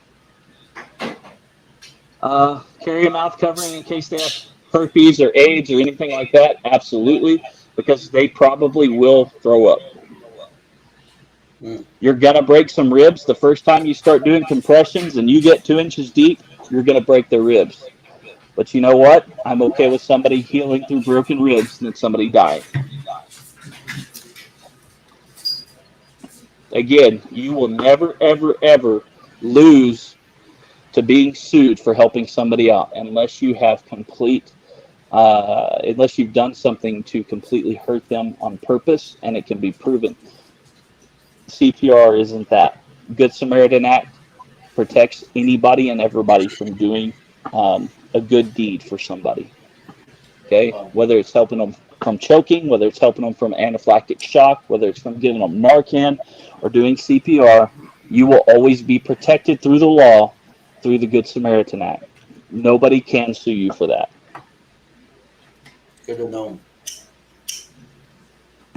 So children and adults are the same way. Go ahead, Rudy. I'm just saying, don't just go start giving them a trach tube right away. Like try to do CPR on them first. Yeah. Don't do that. I would highly suggest nobody do that unless they're trained and able to do that.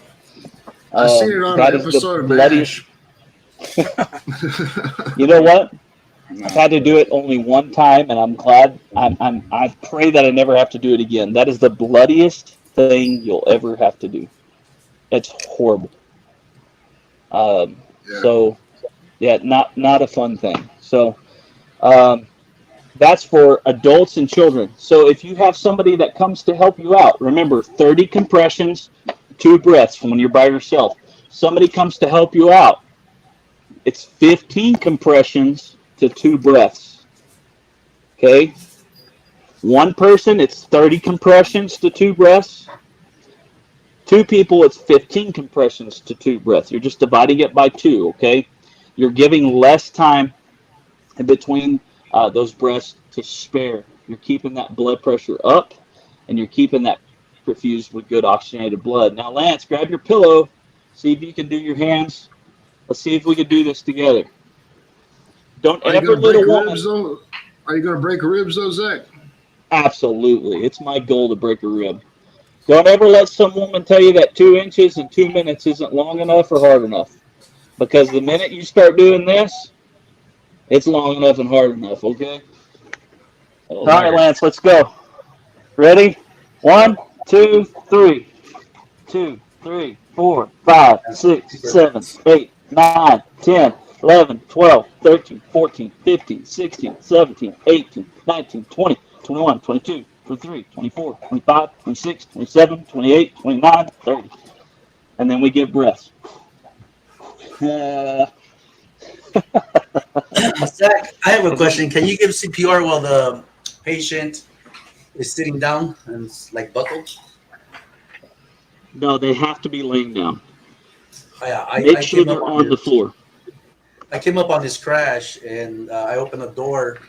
This young man was sitting there. obviously, I mean, he crashed, right? And I checked for a pulse. I called 911 first, and I checked for a pulse.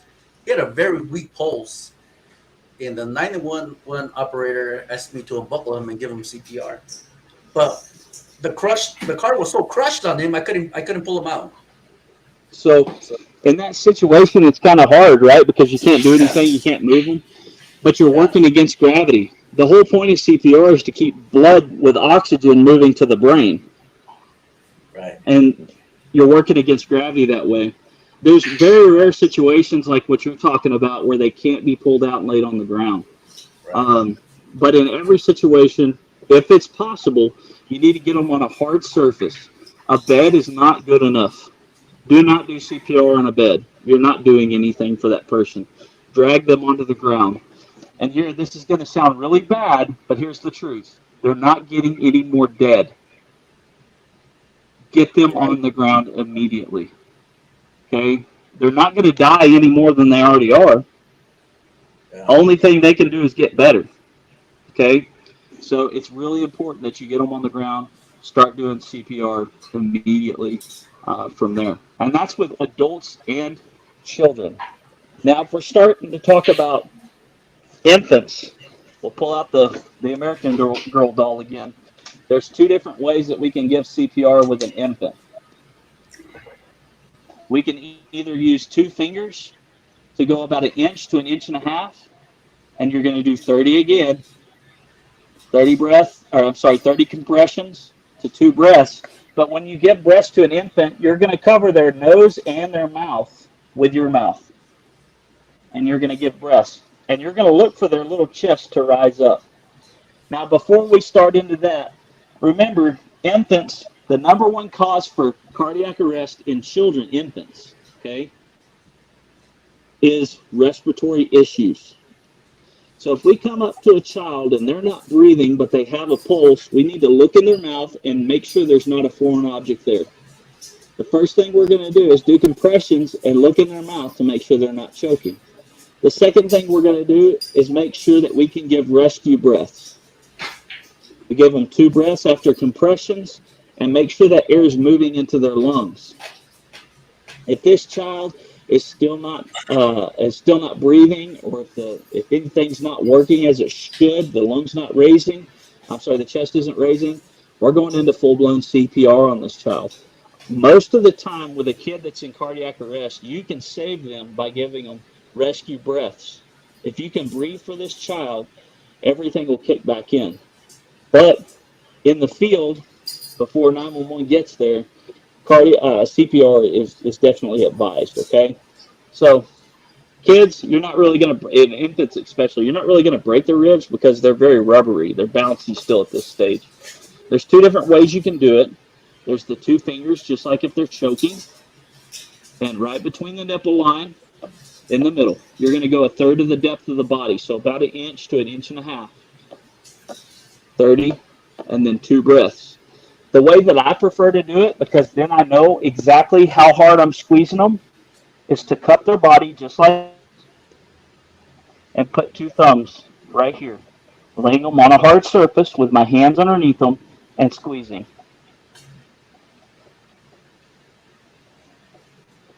And then giving the 2 breaths after 30. Do y'all have anything like in an ambulance that gives the mouth to mouth automatically, like actually putting oxygen in instead of? So we have what's called a bag valve, a BVM. So it's a mask that goes over their face. Oxygen hooks up to it, and we squeeze it. Okay. Okay. During CPR, that's what we will use. We won't do. We will use a BVM, a bag valve mask. Okay. We'll squeeze I kind of figured you did. That way, I mean, if you're breathing into them, you're actually breathing carbon dioxide, right? Right. So, and I so you're actually just to get it going, you know, but still, yeah. So it's not all carbon dioxide. You're still breathing out quite a bit of oxygen. We only use a small percentage of the oxygen that we breathe in. In fact, the air itself is not 100% oxygen, right? I think you know that. Anybody who's welded understands that the air outside isn't pure oxygen. No, it's only like It's 20, 28, 29%, something like I that. think it's either 27 or 28%. So Yeah, it's not pure oxygen, and we most don't of use. it, I think we only use about 13% of that. So we're most of breathing it's out nitrogen. 13%. Yeah, Most Yeah, of it's a what lot we of breathe out is nitrogen. nitrogen. A lot of CO2, a lot of nitrogen. But we yeah, feed all the absolutely, green plants, with our CO2 that is expelled. That's what keeps them going. And they absolutely. expel oxygen. Everything wants to reach equilibrium. That's why the ocean does its job keeping the CO2 out of the air. So Yeah. anybody who's an environmentalist that thinks that CO2 is causing climate change is dumb. It's the Um, perfect system, the way everything works, including our human body. absolutely, absolutely. So again, with infants, this is the hardest thing you'll ever do in your life. Uh, Not a fun thing to do, uh, but I have the pleasure of working with a brand new baby EMT that I call Infamil or Similac. When he was 13 years old, one of the paramedics that I work with revived him on a football field through CPR. And this young man has become an EMT. He's a firefighter, and it's good to work with him. And it's very rewarding when you are able to do these things and help somebody live, and to see that they get to live their life. Um, Sometimes it doesn't pay out that way. Sometimes they don't live, but at least you can go through life knowing that you tried your hardest. You did what you could, because help was minutes away and seconds were counting. If you called 911, in there to help, you did everything that you could, and you can live your life knowing that you didn't just stand by while somebody needed you. Yes, 21% oxygen, 78% nitrogen, 0.9% argon, and 0.1% other gases. So it's primarily nitrogen and then 21% oxygen. Couldn't remember. It's been too many years. How often do you go to call, Zach, where somebody's having to give CPR before you arrive? Is it a, So is it a Praise common the thing? Lord. it's um hmm, that's a dangerous thing to talk about, because then it happens. Um, Okay. 90% of the time, our dispatchers are very well trained and they do a very good job. And what they do, if somebody calls, they're going to ask those people exactly what's going on, and they're going to talk that person through doing CPR. Yeah. It's very rare that I get to a scene where somebody needs CPR and somebody's not trying to help them. It's just like I said earlier. If your house is on fire, your neighbor's house is on fire, are you going to go out there with a water hose and help out? Probably. That's the same thing with learning CPR, learning how to give EpiPens, learning how to give Narcan, learning how to help somebody with choking. You're just helping out until the people who are trained to be there can give that help. Well, great information. I learned so much. Thank you, Zach. Yeah, I Yeah, mean, I've never been CPR certified, but I've kind of been through training. They give us this training at work and shit, but a good I'm refresher like, anyway. yeah, I'm like Russ and what Troy said earlier. I mean, it's been a long time. I told Zach. I mean, I'm current on my like stop the bleed because of the sportsman's club I belong to, but CPR. I mean, it's been a long ass time. Actually, I'm sitting there uh, as I'm making this statement. I'm sitting there. I wonder why they're not even pushing CPR. I mean, and so along with stop the bleed, why aren't they doing a CPR class? Yeah. So, and that goes together, right? We teach people. I'm an alert instructor as well, and so I teach law enforcement how to respond to active shooters. I teach citizens how to respond to active shooters and things like that. And Alert is the program that the government has come up with for active shooter events through Texas State College in San Marcos. They're the ones who actually created it. Department of Homeland Security has adopted it and allowed them to develop it and teach it to law enforcement, first responders throughout the country.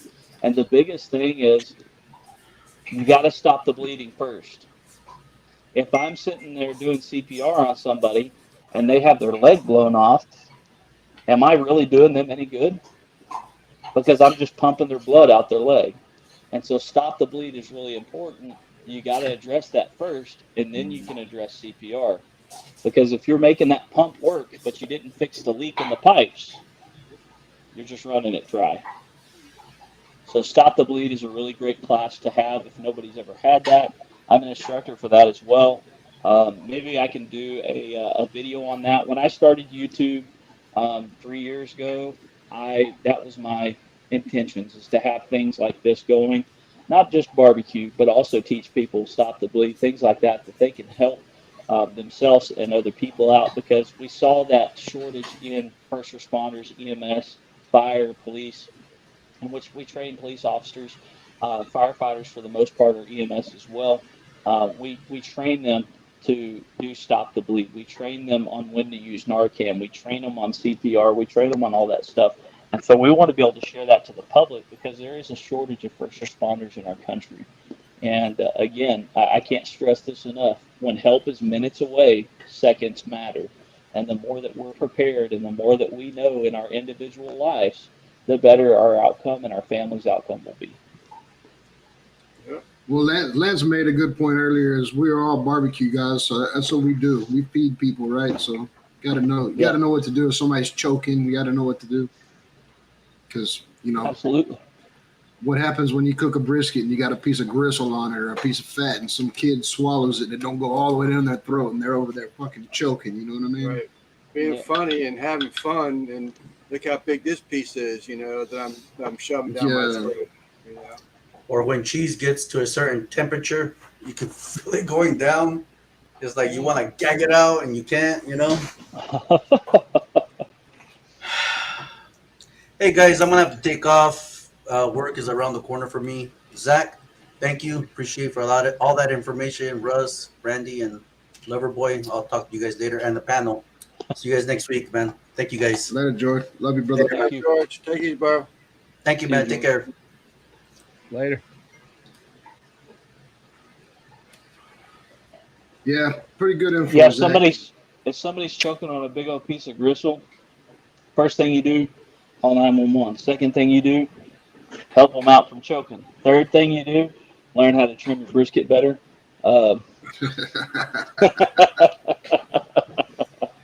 Asshole. And stop believing all this BS on YouTube about no trim briskets being good, because they're not. Yeah, like I said, man, I grew up with them. I grew up with my sister's kids, my nephews, and them boys choked on everything. You can make them a peanut butter and jelly sandwich, they'd find a way to choke on that something. Dude, my sister got so good at clearing obstructions out of, like I said, she wouldn't even put the phone down. She just plop. Yeah. Yeah. And we got little ones here too, So. Yeah, absolutely. Like I said, little kids and geriatrics. So little kids and really old people, they're the ones who are going to choke the most. And it just is what it is.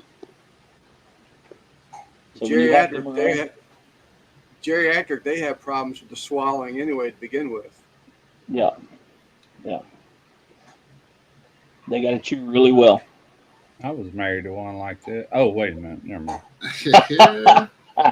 Was the key word there. Yeah. Man, we used to have our radiation safety officer when I worked at the other company, man. He was really big with his grandson. I mean, he was really involved with his grandson. And it was going to be his grandson's birthday the next morning. And, of course, he didn't show up. And so his daughter automatically knew something was wrong, because normally, he's right there all the time.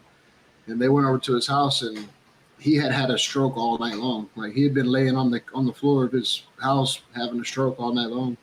He recovered from it, but he's still not right. I mean, they say that I haven't talked to him. I see him on Facebook sometimes, but they said that if you ask him questions, he thinks he's in Alaska. Everything, like if you meet him, I mean, he does recognize you. He's going to put you in a different place than he actually knew you from, like, oh, yeah, I worked in Alaska with you. Like, nah, bro, you didn't work in Alaska with me. You know, Yeah. it just The other it fucked him up. When you're talking about don't stick your fingers in an adult's mouth, I mean, one, you don't know the person, and two, it could be epileptic, right? Yeah. I mean, you will get a finger bit off. Yeah. The only time I would suggest sticking your finger in somebody's mouth is after you've done the Heimlich. And if the Heimlich's not working and they pass out, you throw them on the ground and start doing chest compressions just like CPR. Okay? Right. And at that point, if you can look in their mouth and you see something that's loose in there, you can grab it out, then you can do it because they're passed out. Then you can do it. But don't reach in there if you don't see anything and try to feel something. They used to try to teach that to do the blind finger sweep, and that's horrible. People lost fingers Yeah. doing that. I was going to say, way back in the 70s when we were taught, they said before doing CPR, anything like that, first thing you do is open their mouth and look for any obstructions and take your finger and, like, you know, but they don't do that anymore, obviously. Gross. Yeah. Gross. I remember back in this goes. I'm waiting for the old people jokes here to start. I was in elementary school, and I can remember twice. There's a girl that was in our class. She would have those epileptic attacks, and they were. You had the teacher had to keep something in her desk because she was pre-warned of the student, and you get like that spoon or whatever it is in her mouth so they could. They were supposedly, if I remember, they would even try to bite their own tongue off if possible. Yeah. Yeah, they didn't know much about it in the 1920s, Lance. Yeah. we had a dinosaur bone we used to stick in our mouth, so we didn't have spoons back then. Had to call fucking Wyatt Earp.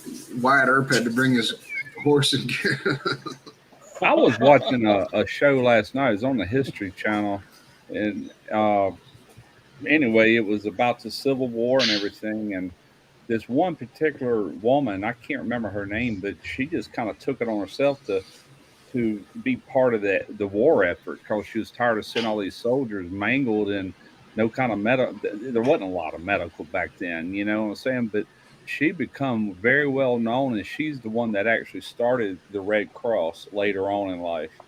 But yeah, she learned as she went, kind of, but she pioneered a lot of that, you know, to other women to help out, and you know, just kept going from there after the fact. Yeah. Zach, I hope I speak for the whole crowd here, and I'm sure I do. Chubbs, that one always it gets me every time. I always think it's wow, Chud's paying actually in our chat, but it's the imposter. But anyhow, I think I speak for the chat. Definitely, I know I speak for the panel. I appreciate your time, Zach, and I very informative. You know, I'd like to do it again. To be honest with you, I mean, there's just stuff that I sort of I got wrapped up in what people were texting when you were talking about the differences between child rates for compressions and stuff. I swear I lost some of that, so it's like, damn it. So, you know, and that's the biggest thing. So I'm actually the training officer for one of the EMS agencies that I work for, and that's the biggest thing is when you don't have a high call volume, if you're not going to be doing this all the time, you have to train more. Because the more you train, the more you're going to be ready for it. Okay? If you're not doing this every single day, you got to train more. And so I would encourage everybody to take a free class or a refresher course or go to the AHA. You can go to AHA.org or American Heart Association through Google and find a Heart Saver CPR AED first aid course and take that. Generally, those courses run about $75. The only difference between that course and what you just learned today is I would give you a skills test and we go a little bit more in depth, and I would make you actually do 2 minutes of CPR on a adult, a child, and an infant. So that's about the difference. But make sure that you're doing that, and take everything that we gave you today. Just little legal disclaimer. Take everything that we gave you today. This is just a friend giving advice. I am not a physician in any way. I play a doctor in the ditch, but I am not one by certification. I am a paramedic. However, I am just giving friendly advice to help people carry out their duties as good Samaritans. And this does not replace taking an actual AHA approved class. So make sure that you take one of those if you are interested in doing so. Damn it! I was gonna tell Zach, just go ahead and email my CPR card to my email address. Thought I was ready to go out, and I'm going to the store right now. I was about to go give somebody some Narcan and start compressions on them right now. Hey, you can do that. You don't need a card to do it. Yeah. You don't need a card to do it. The only reason people get cards is because the workplace needs it. Dude, how funny would that be? Is like as a YouTube channel, you went out and found people that were fucked up and gave them Narcan and just ruined their buzz. There is a guy that does that. I think I can't remember if he's in Colorado or Oregon. Yeah, he just goes around and just jacks with high people. Just fucking finds them zombies that are all bent over and just Narcans their ass. Hell yeah. I love that guy. It's not cheap, That stuff's not cheap. No. That's why they get pissed off. You ruined a $50 high with a 50-cent spray.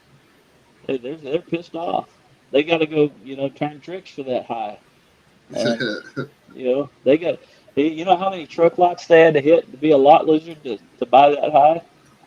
Yeah. I mean, shit. They're not attractive human beings. They got to work pretty hard for that. Yeah. Yeah. Come down here in Channelview, man. The truck lots are side by side. Them fucking lot lizards are working 24/7 down here. We call them Texas twisters because you honk your horn twice and they turn around. No matter where they're at, dude. You could be right in front of them. You honk your horn twice. It's like natural instinct, dude. They can't help it. We call them Texas twisters. Chest compressions on that. Yeah, she's 30 Russ. Body bag back to an ice victim. Another one bites the dust. You can do not like this, Russ. You got to go in between. Your mouth goes over her mouth when you're doing breathing. You can't just be blowing on her nipples. What's up, Brian? What happens if you run into somebody like Lep with really big nipples? You just pick a fucking zone in between them and go for it. Just gonna try to get between them and hope that it's not cold so they don't stab you. Don't choke on them. Don't choke on them. And so that's something. So I took off my watch. Generally, if I go to a cardiac arrest, what they call a Category 9 on the radio, when they dispatch me to a cardiac arrest, CPR in progress, I take my watch off in the ambulance. The reason for that is you will get cuts, blisters, and bruises. If you're doing proper CPR, you will get cuts, blisters, and bruises all over your hands. When you're doing that for 20 minutes, 25 minutes, 25 minutes is our cutoff. If after 25 minutes I've given you all the drugs that I can, if I've pumped your heart as much as I can, if I've breathed for you as much as I can for 25 minutes and you haven't responded, at that point it's my turn to determine if there's reason to continue. So at that point, I'll either call you dead on scene, I'll pronounce your death, call the ME's office to come pick you up, or we'll load you onto the stretcher and get you out of there and take you to the hospital and make a doctor do it. It just really depends on that patient and their family. If the family's around in high distress, I'm probably going to load them up and take them to the hospital, just out of respect for the family, so that they know that we did everything that we could. Even though I did everything I could on scene, out of respect for them, I want to get them out of there. So it just kind of depends on the situation. But that's the important part of acting as fast as you can. It only takes 25 minutes. 25 minutes of you being down, of somebody being down without their heart working properly, they don't have much of a chance of living. Man, 25 minutes is kind of a long time, Yeah, it's a long time. It is, but at the same time, if an ambulance takes 10 minutes to get there, You just cut that probability in half if you're not jumping in and helping, right? Right. And I can't control the amount of time it takes me to get to the call. I can't control how long it takes me to drive from that person's house to the hospital. But if I can get some help before I get there, that's going to help that outcome of that patient. And that's why we want to teach as many people as we can CPR. It only takes 25 minutes. When somebody's life is on the line, 25 minutes seems like a long time any other reason, but when their life is on the line, 25 minutes isn't that long. No. No, it's not. You're right.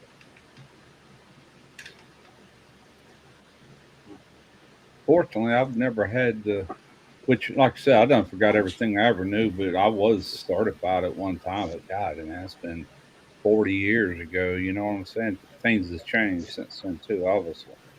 But I was still tempted. You know, I meant to do what Absolutely.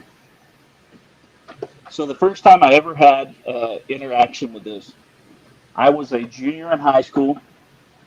My mom's been a nurse for, I don't know, about 30 years. She was driving me to school.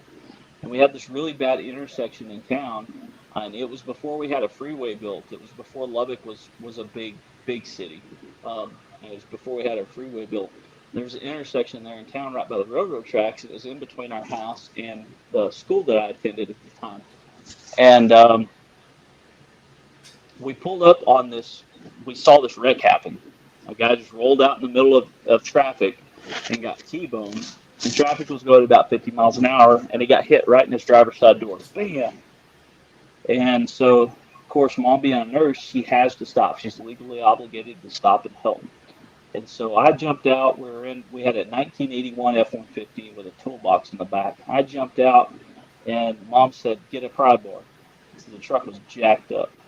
So I had this 6-foot-long rock bar in the back of the truck, pulled that sucker out, got the door open, and I started holding C-spine. So I held this guy's head in line with his body as we manipulated his body out of the truck, and we started doing compressions on him.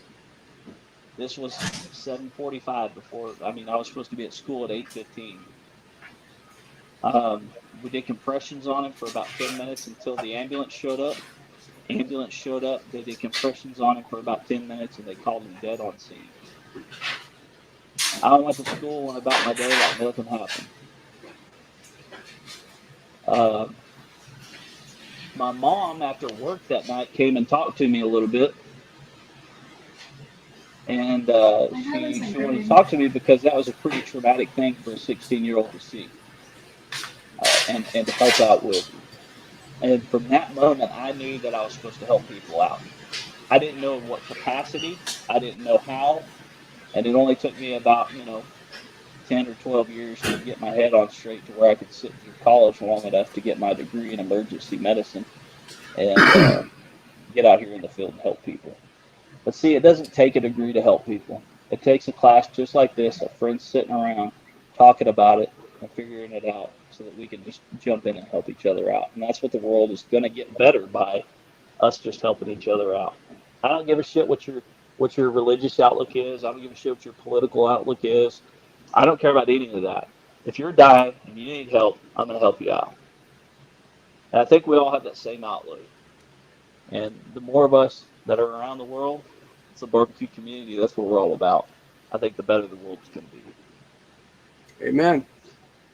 Man, dude, I was leaving work one day and I was sitting at a red light and I looked over and there was a girl next to me in the car and she was brushing her hair. And I looked over at her, she looked over at me and just kind of smiled. And we're both sitting at the red light. Fucking red light turned green. She pulled out and a fucking 18-wheeler creamed her ass. And I mean, I remember seeing the truck she was in. She was like a little SUV. I remember seeing it spinning so slow. I could see that hair she just got done brushing, like coming out the window. Like it spun her so fast. And luckily, oncoming traffic from us was two off-duty EMTs, two off-duty paramedics. And they jumped out of the fucking car and they come running over to her and they got her out. I ran over there and took my shirt off and laid it where they had laid her, they laid her on my shirt, and they were yelling at me. They were like, "Go check the vehicle, check the vehicle."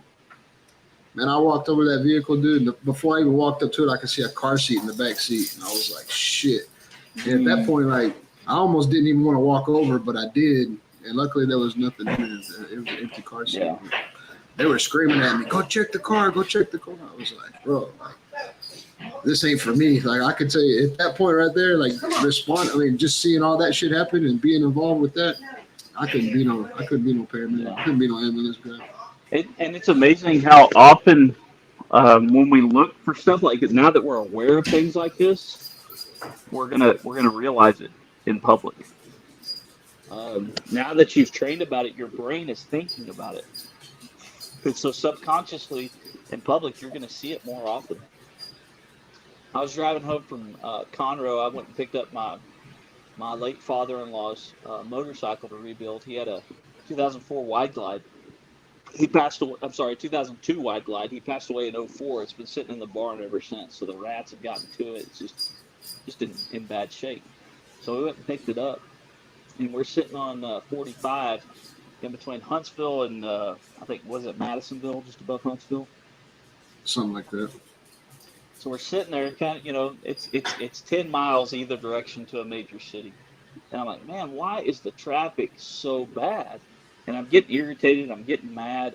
We're at the end of vacation, so vacation's a week long. You're already irritated and mad because you got to go to work the next day. It's a 9-hour drive back home, and so we're driving. Finally, we creep up, and I see a semi with a car that's just crumbled like a Coke can in the back of the trailer. And then I look over and I see a guy on the side of the road with people standing over him, and it looks like he doesn't have any legs from the mid-thigh down. And I looked at my wife and I went, shit.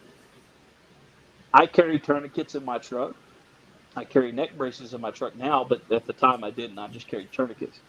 So I grabbed my tourniquets, I grabbed gloves, and I ran over there. He had legs. He just had brakes. He just had brakes in his femoral bone halfway down, and they were folded up underneath him. They pulled him out from this car that hit this semi, and he was just bleeding out on the side of the road. Damn. And so we put tourniquets on his legs. I cut the rest of his clothes off. I ended up duct taping his freaking boots to his head because I didn't have a way to secure his neck. Yeah, you actually told me this story. I remember you saying that now. Then we called in for helicopter support. I knew this.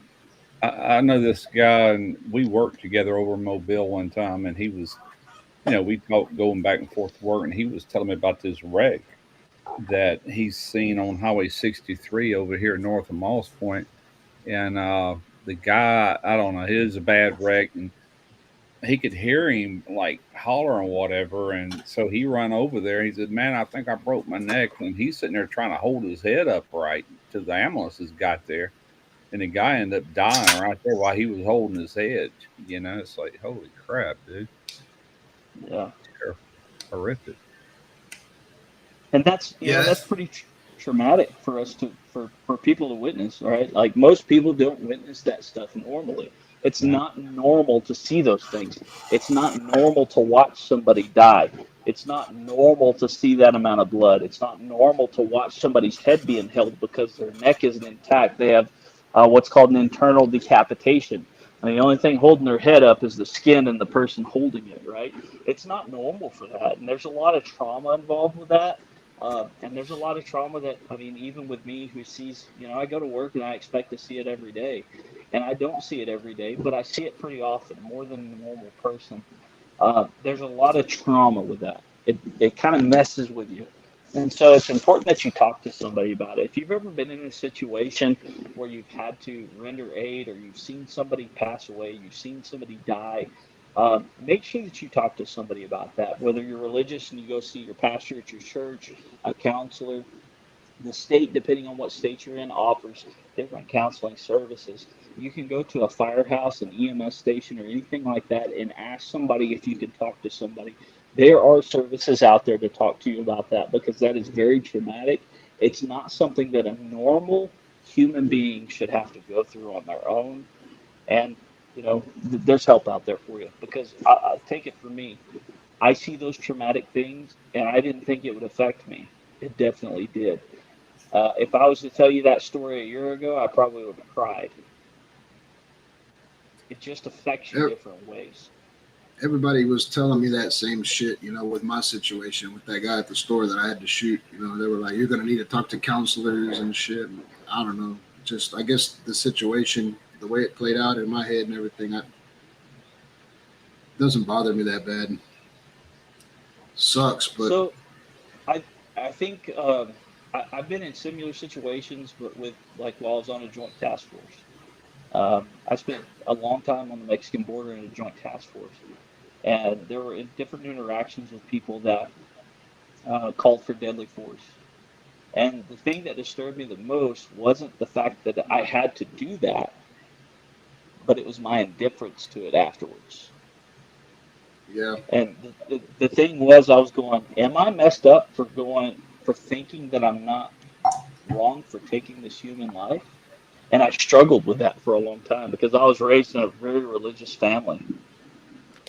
And I struggled for that. And I was like, man, I don't feel bad for doing this. Am I wrong for not feeling bad?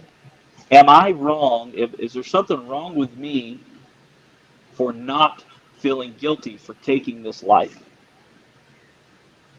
And, no, I mean, well, it I mean, just to was what it me, was. It was yeah, the situation. to me watching, like somebody in an accident die, and if I was trying to help or something, that would affect me a lot more than what I Yeah, don't know, it's I don't situational. think you never know really until you're confronted with something like that. I know a guy that, man, he loved to fight and stuff like that. And anyway, he moved up like North Mississippi, and we were all friends on Facebook and everything at the time. But somebody came try to break into his house, and he's defending his family, and he shot and killed the guy.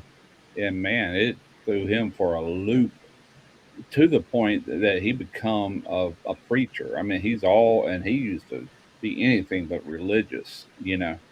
And now he's a good one too. I watch him on Facebook sometime, just on his post. He does like a little sermon every day. I'll watch a little bit. I was like, my goodness, yeah, it's like he's been doing that all his life. But he was drove or driven to do that as a way of getting over taking somebody's life. But And it affects people different ways. I mean, life yeah, has a way of pushing us to where we need to be.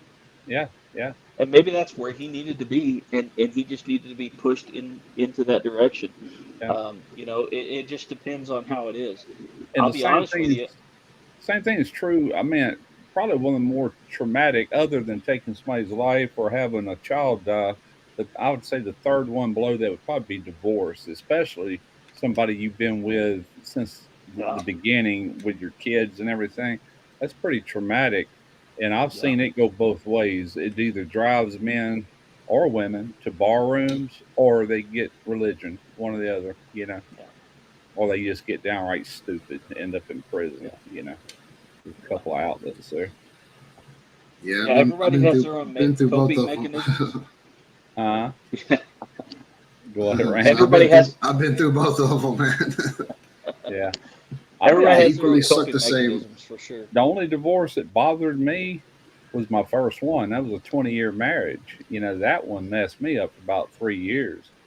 But since then, nothing, man. I think it burnt me.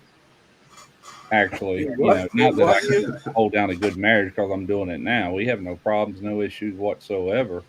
But if she was to walk out that door and leave me, I wouldn't think twice about it. I can say that. Yeah, like I Mainly say, because it she affects me. It she affects can't me hear me. more. It affects me more seeing innocent people go through shit. Yeah, Innocent Yeah, people. That die or get injured really bad, or yeah, just like Kent's thing with that little kid, that farming accident. That kind of shit upsets me. You know what I mean? yeah. Me yeah. and that whole situation with that guy. I never think twice about it. I'll be I go to honest with you. bed Kids, peacefully. innocent kids, And even animals that are just mistreated. I'm not talking about hunting animals because I do that myself and I catch fish. But I'm talking about just being cruel to them, like kids can do with cats, cutting their heads off with lawnmowers and stuff like that. I mean, my heart goes out to them critters. You know what I'm saying? It really does. I hate to I have a laugh. soft My spot for grandfather was animals. that kid. But there's some mean kids in this world. Always has been. So, Chris, don't talk I'll about tell that you- tuna fish sandwich, bro. I put a lot of work into that video. that sandwich reminded me of an ex-girlfriend. Did you do a video, Randy? I could smell it. Yeah, Yeah. When you did a video? I guess you Randy? can. I guess you can call it that. When did you there's release a there's a video to watch on YouTube. I'm not really sure if you would call it a video. When did you release it? Yesterday, day Friday? before? I don't remember. Dang, I didn't even Yeah, see Friday. Yeah. Okay. He went Yeah. deep sea yellowfin Yeah, it was fishing. catcher. It was a just catch and before cook. Yeah, I went, put the tuna boat in. Made a fresh tuna fish sandwich. Made Okay. homemade potato chips and grew some oranges. I've done tuna on my channel. It was fresh yellowfin tuna. I blackened it, then I topped it with a crawfish sauce. That was Yeah, years. If I'd have had Well, time that Randy- morning, I'd have went crawfishing too. But I didn't have Yeah. time. Oh, I can tell you what. Randy went tuna fishing the morning before he went to work. I mean, he took a boat miles out into the Gulf and went Miles. tuna fishing before Yeah. he went to work that morning. That's pretty Before. Well, impressive. he baked that loaf of bread before he did that. Oh yeah, I Goddamn forgot. Yeah, I can tell you Yeah. what's coming soon. put Miss Randy. Barrett's to shame. It might even come this week. I haven't decided yet, but you've been talking about sauce piquant every now and then. I want to do Yeah. some turtle sauce piquant. Mm. Yeah. And the reason what got me thinking that a buddy, matter of fact, he was in my crawfish video I did back 3 years ago. His name was Wayne Rooney, and he's an old buddy from work. He was a pipe fitter, and he texted me yesterday. He said, "Hey man, you got any turtle recipes?" I said, "Dude," I said, "that's one thing I've never done on my channel is turtle." He goes, "Oh, okay." He goes, "Well, right now I'm just kind of doing it like he does. What do you call it? Chicken gizzards, or whatever." Then I think he was on fry them after he softened it up or whatever, tenderized it. I don't know, but he come back like, "Oh my god, dude, you got to do this. This shit's so good." Blah blah blah. Which So- I'm not doing what he's doing. I'm just gonna make a sauce piquant. I gotta grab a beer. I'll be right back. When y'all are cooking turtle, do y'all do like soft shell or? This is Regular. gonna be alligator snapping turtle, like out of Louisiana. Yeah. Because we catch a little bit of all of it here at our lakes. Yeah. We can have soft shell, we can have little tortoises, we have snapping turtles. And I haven't checked on the legality of keeping them, but they're little pains in the ass. I mean, Oh, I'm not gonna clean it. I'm not gonna catch it. I'm going to Rouse's and buy the meat. That's what I'm gonna do. I got you. Yeah. Don't think you're going to Yeah. get away with a peanut butter and jelly, Christy. That's right, Christy. Quit rubbing that bread on your. Never mind. I gotta find something that's gonna hit for my channel, man. I swear the last 4 videos have just freaking tanked. It's like, what the heck, man? The last month and a half of mine have been shit. But a video that I made maybe 9 months ago about a pork butt has been exploding over the last month. Yeah. And you'll get videos I like don't that know. every now and then that'll hold the channel, but here lately, man, it's just I'm sitting there watching them dollar signs plummet. It's like, good God. This time last month, my money was $1,000 more than it is right now. That's how much I've lost in just weeks. From my, how they give you your estimated income. That's how much it's dropped. I'm like, good God. Goes any lower, I'm just going to be doing a farewell video. Go back to work. So I tried. I ain't shitting you either. Gotta do what you gotta do. Yeah, I have a goal of getting 350,000 views by next month, this time next month, or this month. Wait, is it August yet?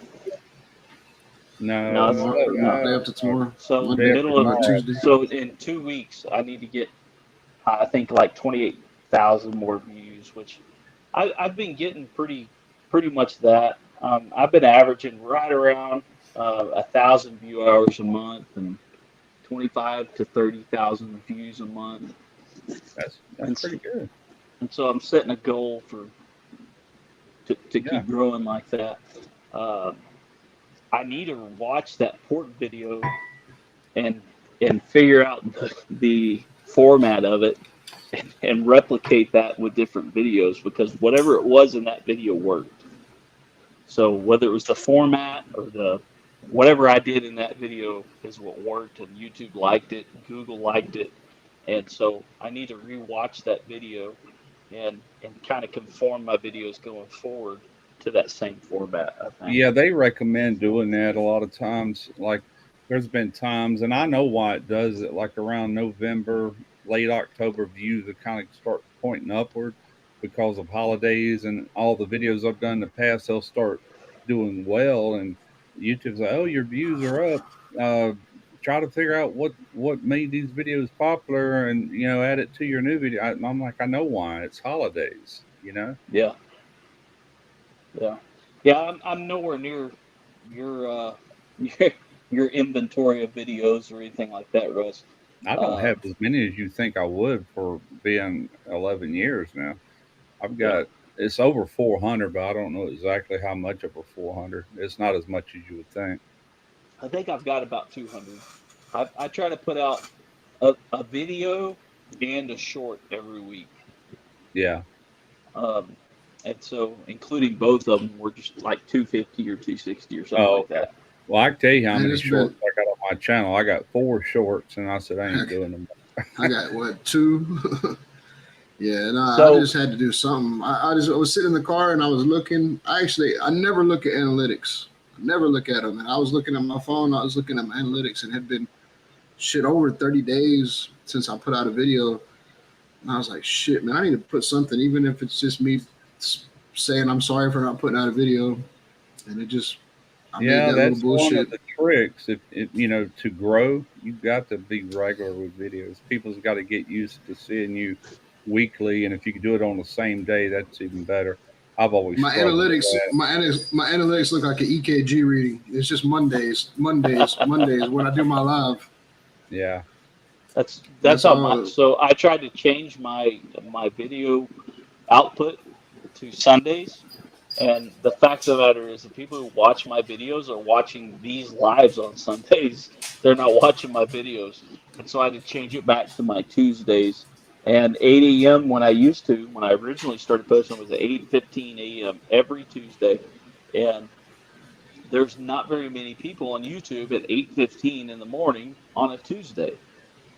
But at 5:15 in the afternoon on a Tuesday, there's a lot of people on YouTube. So that's when I started releasing again, and I saw my views go back up. I've got to do that too. I used to post either Mondays or Tuesdays religious, and then I've gotten to where now I'm shooting on Wednesday, and I'm shooting the week I got to put it out, and like the last 2 weeks I've done it on Thursday. I'm all over the place, but I really need to get back to Mondays or Tuesdays, kind of in the evening. That always tends to do the best for me. Yeah, I just don't have time to film any good long form. You should put out your video at 5 p.m. on a Tuesday and mention me. And then at 5:15, my video comes out. But it ain't gonna do no good because nobody's watching my videos anymore, man. Very little. More than my 200 a week. I think I got 100 views on my stupid tuna fish sandwich. I was happy. So the reason I do shorts, just didn't let nobody see that I've even got a video out there. They're not putting it in recommended. You need to go. I've been changing the thumbnail. I didn't change the thumbnail 3 times on this mac and cheese bites I just did. Crawfish mac and cheese. I thought the first one looked good. The second one looked real good. And so I got rid of both of them. I said, well, screw it. I'm going to do something different. So today I changed it again. I said, I can't hurt it. There's 2 things you can do to get more views on YouTube overnight. Hang a rainbow flag behind you and sit in a tanning bed about 5 times longer than you should be. You think I'm lying? Oh, I know, That's man. the truth. I know. Unfortunately. That's So the only reason I do shorts is because I'll edit down a video for TikTok and Instagram and Facebook to put up yeah. as a reel. And I'm like, you know what? Shit, I've already edited it down. I may as well put it across every platform that I have.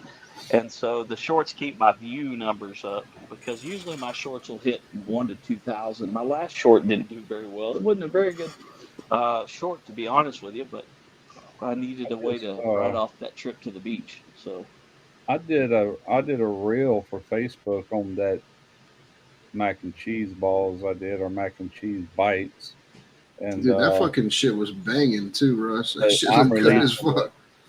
I'm absolutely releasing it was. the longer version of that tomorrow. But let me see how That it's. that little tip you had on instead of making a roux first, with the evaporated milk and the what is it, the citrus. Yeah, you don't have to use evaporated milk. You can use water. You can use beer. You can use regular I milk. I I just love evaporated milk. yeah, I love that. In fact, I ordered some on Amazon today so that we could make some. I Now love look it. at that. This is on Facebook. This is just a short.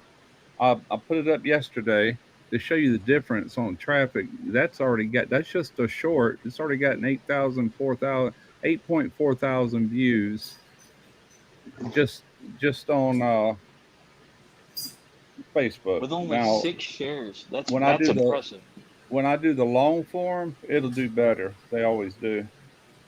I've already done it. I gotta schedule it for tomorrow afternoon. I've never done a long form. Do you just put the same videos from YouTube onto Facebook? No, I go in there and Facebook likes that square format, 1080 by 1080, and I do a 1080 by 1080 inside of Final Cut Pro, which kind of cuts off everything off your sides, and then I'll kind of condense it a little bit. I think I trimmed 2 minutes off of it from what's on YouTube. First off, I don't mention Therma Pro or any sponsors. A lot of times I get rid of the intro that I show on YouTube and just get right into it, because Facebook, you got to grab them fast, man. You Yeah. know, and so I go right into the heart of it. Calm down, Chris. We don't Salty talk about salty cracker right here. cheese videos. That cracker's a Who is Salted Cracker? I've never heard of him. I've heard of That's Stale that Cracker. fucking Stale cracker. that's that clown we talk about. I've I got can't stand I've got quite a few different mac and cheese videos on my channel, but these are the little bites. I said Stale I'm not going cracker to do is just the mac Chubb's and cheese. barbecue It of would be easy, Louisiana. but I'm going to take it to the next level You're and right. make these fried balls out of it. Dude, I made the thumbnail for that stupid tuna fish sandwich shit. I made the thumbnail for that on Snapchat because I could use the scissors and shit. I can't watch Stale Cracker, man. That guy's just too much for me. Yeah. He's too unbelievable. He's too much of a clown. He's fake as hell. Oh yeah, he is. Fake Let's hair. just- That's a wig. I mean, Yeah. I'm sure the accent's somewhat real, but boy, he puts it on there. Now we're gonna, slaps his Yeah. freaking paddle and bullshit. So, Let's get it, dude. Man, that shit's fucking. that money, dude.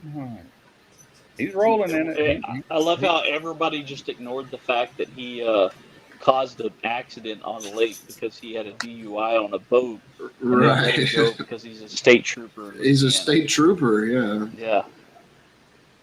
I'm gonna fucking take a fire cup to work, and I'm gonna take my fire cup chimney, and I'm gonna do a barbecue video on the porta potty one of these days. Hey, let me tell you. So I finally ordered some fire cups. Yeah, I see it on I'm Facebook. I'm super impressed with those things. Yeah, All right, they Sheena. don't bullshit. I'm reading Sheena's comment. Shorts is where it's at. But you just got to be consistent. Are you talking about to gain subs, or are you talking about to make money? Because I can't seem to make a dime off of them. I think I've made 7 cents off all my shorts, and I do this to make money. I'm just curious. What do you mean that's where it's at? Is that to get more subs? I know that they're easy to knock out. Yeah, I don't know. I Dude, I've been having 440 subs for 3 months now. That's the only reason I do them on Facebook. I make money with them on Facebook. I mean, not tons of money, but I make money with it. It's enough to keep doing it, you know. But Derek does I'm. most of it. I'll say this: is Anthony in the chat or no? I ain't seen him. Who? I see him. I It did take almost 9 days to get my order in from him, but he's in nah. California. I get that, and he makes them. He makes a lot of them to order. Um, Yeah. Anthony isn't necessarily somebody I'd probably hang out with every day, just because like the vibe I get from him. It's not a bad vibe. He's a good person. He's just not like somebody I'd hang out with. But I'm gonna try that. his product, I'm gonna push all over social media. His Yeah. product's amazing. Yeah. I'm actually gonna try that. I'm going. Yeah. So, we got a private chat we do, and Anthony's always in there. So I mean, I see him almost every day, but he's not in the chats a lot and shit. I'd fuck with Anthony. I mean, I don't I don't partake in a lot of that ganja like he does and shit, but I'll fuck with him. He's a cool ass I dude, don't know. man. I don't know. I just get a weird vibe from him. And I don't know. It may be because, you know what? I got the same vibe from CJ, but when I met him in person, I loved him. Yeah, you You know might what I'm be right saying? about Like, that. when I met him in person, I loved him. And that's something I have to work on. Like with me, I try to read people from not even meeting them. And I don't know if that's like a defense mechanism I have in my life or what, but um, I'll tell you what, Anthony, if you're watching, your product is amazing, and I'm going to push it on everything that I can. You got Yeah, a he great don't product. bullshit. So hopefully, Zach, this year he's at the rodeo. He's already planning on being there. He does I'd canine love to meet him. cookers. Yeah, definitely. Maybe we get a chance to hang out with him.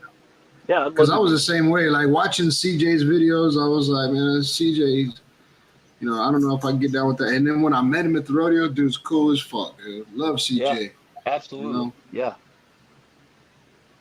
even Papa absolutely. Texas. Papa Texas was way in Grumpus for, man. I'd never think I'd have never even had a conversation with Grumpus. Oh, I Grumpus is love cool as Grumpus. fucking, yeah. So I guess So it's just like I the way you read people from watching videos and online and shit, and when you meet them in person is different. I met Grumpus Memorial Day 2 years ago, I think. Back with we were at Lake Texoma for that weekend, just having a family weekend with some good friends of I mean, ours, and chilling and grilling with Coleman. He lives not far from there. And so he had this big Memorial Day weekend party, and Grumpus came up to hang out. And I met Grumpus then. And Bill is awesome. Grumpus is just really cool. So while yeah. we were in Houston for the rodeo, here's something a lot of you guys don't know. While we were in Houston for the rodeo, Bill offered to drive me from. Now, I scheduled my flights to the wrong damn airport. I didn't go to which one's north of Houston? Is it Hobby or Bush? That's Bush. So I went to Bush instead of Hobby. Hobby was a lot closer to where we were staying, and a lot closer to Steve's house. I accidentally scheduled them up north, and so Bill Grumpus Barbecue, um, Grumpus on Fire. After we made friends and we've been talking and all that good stuff since Memorial Day a year and a half, 2 years ago. Um, he said, "Hey, let me drive you from your hotel.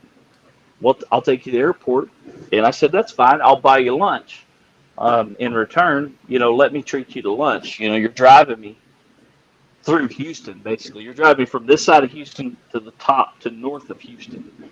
So let me repay you some way." And he said, "That's all right. I know a good cantina that I go to quite often."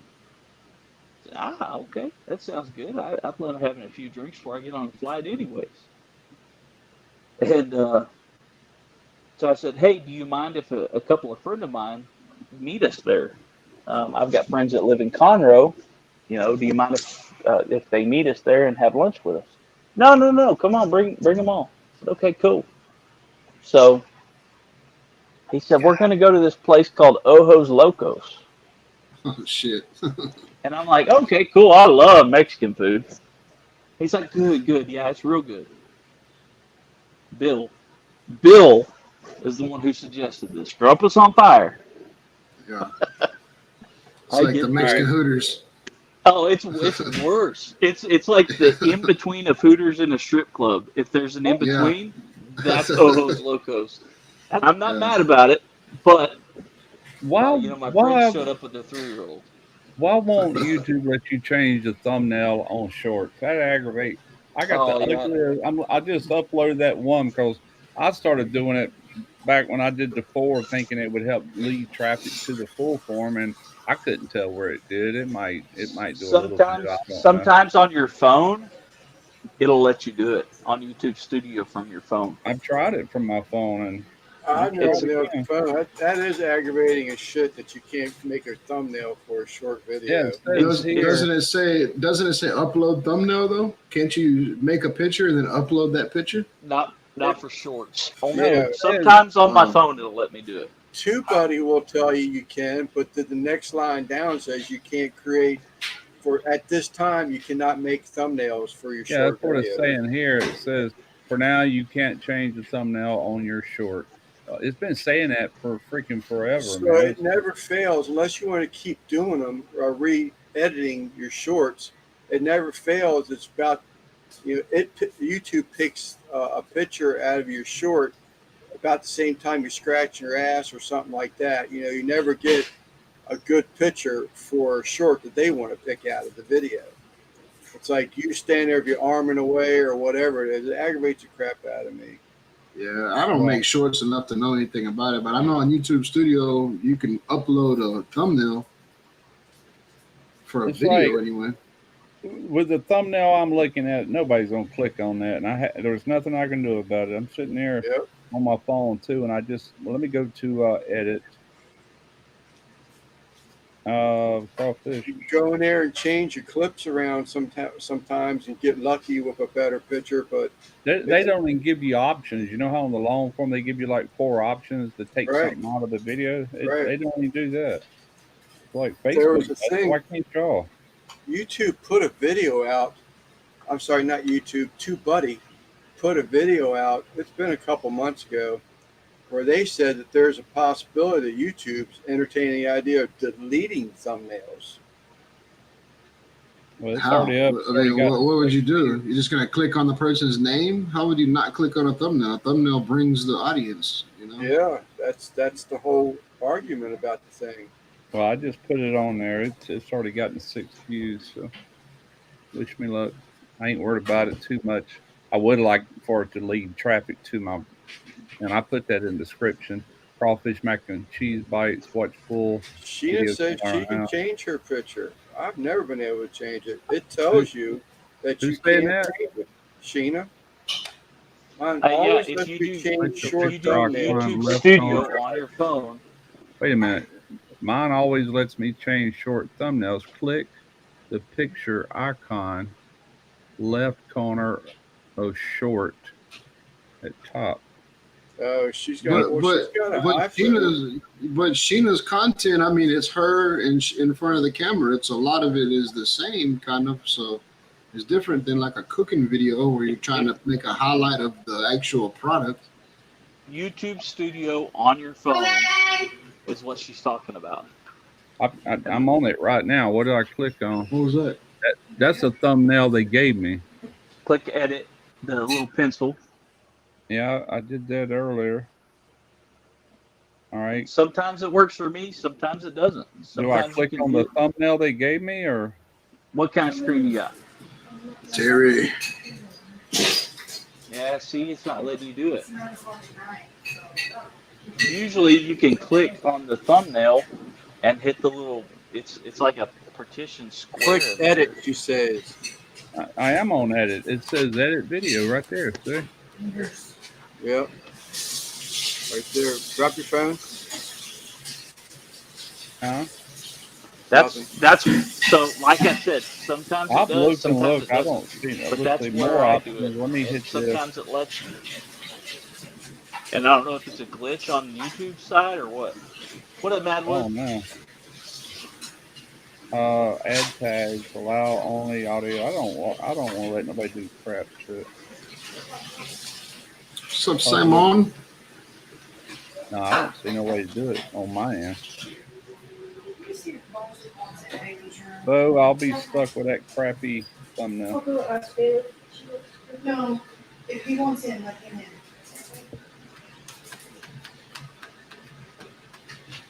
They're having arguments about the three-legged dog over here.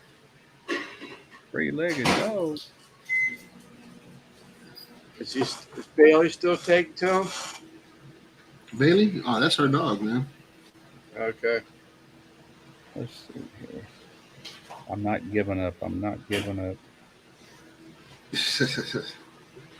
Has Bea said she want her own dog yet? She's good. She likes the animals we have.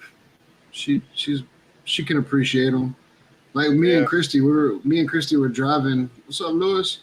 Me and Christy were driving somewhere, and we passed by two people that were on horses, and she was like, "I just want to touch them."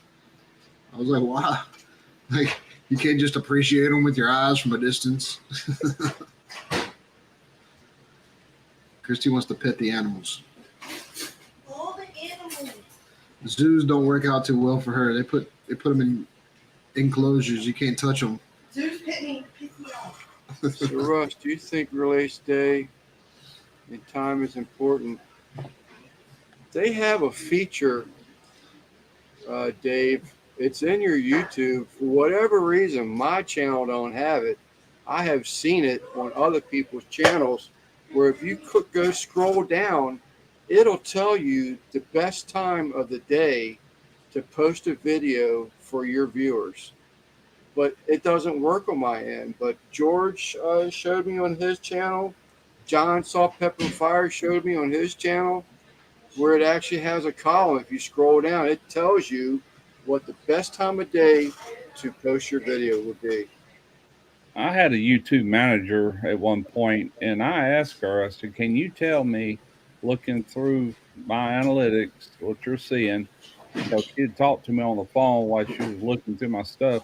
I said, "What is my best day to post?" She goes, "Sunday evening or Monday evening, either one."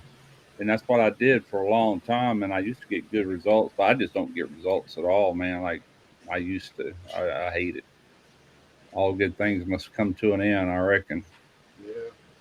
But Yeah, that's kind of what me too, Simon. I just post whenever I have something. I don't make content enough to have a scheduled date. I'll never make that date.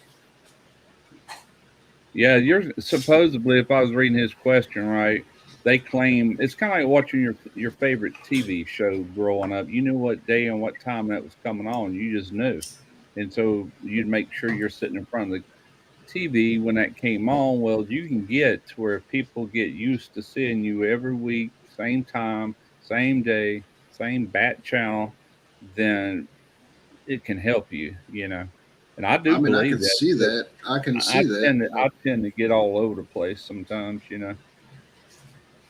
I'm gonna try to get back to it. Matter of fact, whatever I shoot this week might just be postponed to next week.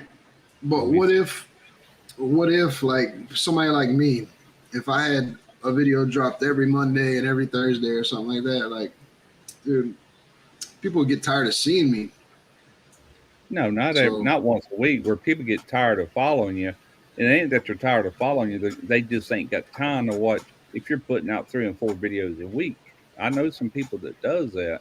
It's like I ain't got time for this, man. You know, I got to do stuff. Now, just the average Joe that ain't got nothing to do, he might watch all of them if they're really good followers of yours. You know, I'm just speaking for myself because I normally don't have time for that. If I just drop videos randomly, no said time or schedule, whatever, maybe people will want to come see what I got to say. Yeah, I mean that's how I do it for the most part, and some of them really take off. It don't matter what day I post, but I do think I could probably get better retention and people know that I'm putting a video out and they're looking for it if I start trying to get back to a regular schedule. You know. You got my subscribers times 1,000 those, Russ. So Matter ain't none of them watching, man. None of them. I mean, a very few compared to. I mean, it's pitiful when you got what I got 271,000 subs, and I've only got 2,500 views on that video I dumped on Friday. That's sad. I mean, that sucks.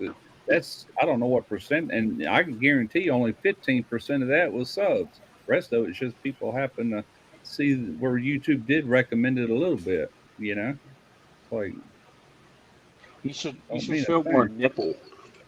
That's It gonna get used more to. It don't views. no more. I don't know what they're doing to it. I think they're trying to run channels off. To be honest with you, it's like okay, you've been here long enough. Move Well, over. So there's so many channels now that, yeah, and you'll notice that a lot of the guys that were around, um, I mean, aren't getting it even as much as you are. Um, but they're also not trying very hard. yeah. There's a lot of those guys that used to be around that think they know everything and think they're God's gift to YouTube that put out a video every month or two. And, it doesn't matter what dog father you are, but um, if you ain't with it, you ain't with it. well, I've already came to the conclusion basically that I'll probably never have thousands and thousands of subscribers, but what's important to me is when I jump on these lives and shit, like as long as y'all know who I am, I'm still a personality. You know what I mean? I love doing the Uncle Dickie show when James is available. I love Yeah. being on the chats. I love the feedback I get when I make a nonsense fucking tuna fish video. Still cool. Still cool to me, Yeah. you know. It's fun, and my kids love it, right? My kids love seeing even if like 100 people see my video. My kids are excited to see it, and Yeah. that's what matters to me. Yeah, that's all we can do. Shayna is our best. You know what I'm saying? I don't know that I do my best sometimes. My biggest thing I is used to. I want to jump in here and gain some traction before. Well, this is my first year of actually competing, like actually balls to the wall, nose to the grindstone, actually competing. This is my first year, and we're getting some big calls this year. Um, and so my biggest thing is I want to start getting some traction, not only in the competition world, but eventually when I open up my store in the Houston area, I want to be able to have some traction for some free advertisement via YouTube for the store. I mean, everything that I cook is going to be sold at my store, right? Every seasoning that I have, Uncle Steve Shake, Texas Soul Dust, all that stuff, that's going to be sold at my store, and I'm going to push that stuff really hard. So I see YouTube as an opportunity to express myself, but also for free advertisement. I mean, there's a long game here, and I don't see myself making money on YouTube like a lot of these older guys do. I'm just not going to because of the market's so saturated. I'm going to make money at my store, but I'm going to push people towards my store with my cooks and information through YouTube. Yeah, that's a pretty badass plan you got there, Zach. Yeah, Build there's a brand. Build a brand. You know what I mean? Have a brand. the Yeah. first channel I think of is SNS Grills. They didn't even want to run ads on their video until YouTube finally came out and said, "Well, we're going to run ads whether you want to make money or Yeah. not. We're still going to run ads." So they monetized their channel, but that was built solely to sell pits, and it worked. You know. Yep. Yeah, I could see that for sure. Yeah. Um, and that's kind of the approach I'm taking to it. In fact, this weekend, I'm going to be with brother James Pavia. Aim 'em and claim 'em, or Texas Made Smokers, however everybody knows him. He's going to be cooking with me in Midland, Texas, and we're practicing this weekend together because we're going to be cooking at the American Royal together, and we need to get some practice in. Um, the better we cook together now, the better we'll be doing in Kansas when we go up there for the World Championship. And James has done really well at the American Royal. I think he's landed a fifth place brisket up there before. And you're talking about the largest barbecue cook-off in the world. That's pretty big. Yeah, that's And pretty so nice. I've it's never, I've never competed. It's an my honor first. to be asked to team up with him. I was supposed to go last year, but we won that invitation to the Jack Daniels, and that's kind of a once in a lifetime thing for barbecue competitors. So I was like, well, shit, we can make it to Kansas anytime. Uh, Jack Daniels is another thing, so we decided to go to Jack. But I'm excited. I'm excited to cook with James this weekend or next weekend and go to the American Royal for sure. I'm excited to go to Virginia in September so I can go fuck with Lance. Yeah, man. I hope that happens so bad, dude. I'll I'll drive have down time. there. I'm hoping you're close. That's all I'm hoping for. Virginia's a So huge state. what Yeah. laughs in Yeah. Texas? So what are you going to Virginia for, Randy? You know, my buddy Tyler, the guy who makes these hats for Yeah. me and everything, Yeah. Bone Valley Customs, his company wants me to go down there and work a turnaround down there since he won't be available. They want somebody that has a little bit of a grasp on what they do, you know, as far as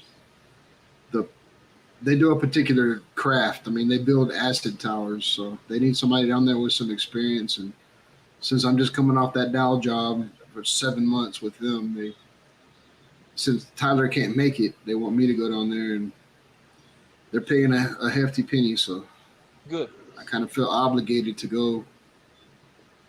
But Maybe Oh, it's fun. going to be, yeah. So it's going to be there'll be a day shift and a night shift. They want me to work from like 10 in the morning to like 10 at night, and then I'll be off. 12 hours a day. But so there might be a chance that I could find time to come fuck with Lance sometime.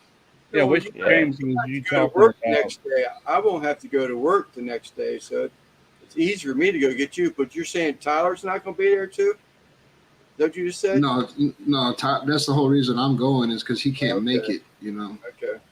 Yeah, Wait, he's got so- other obligations in Florida. So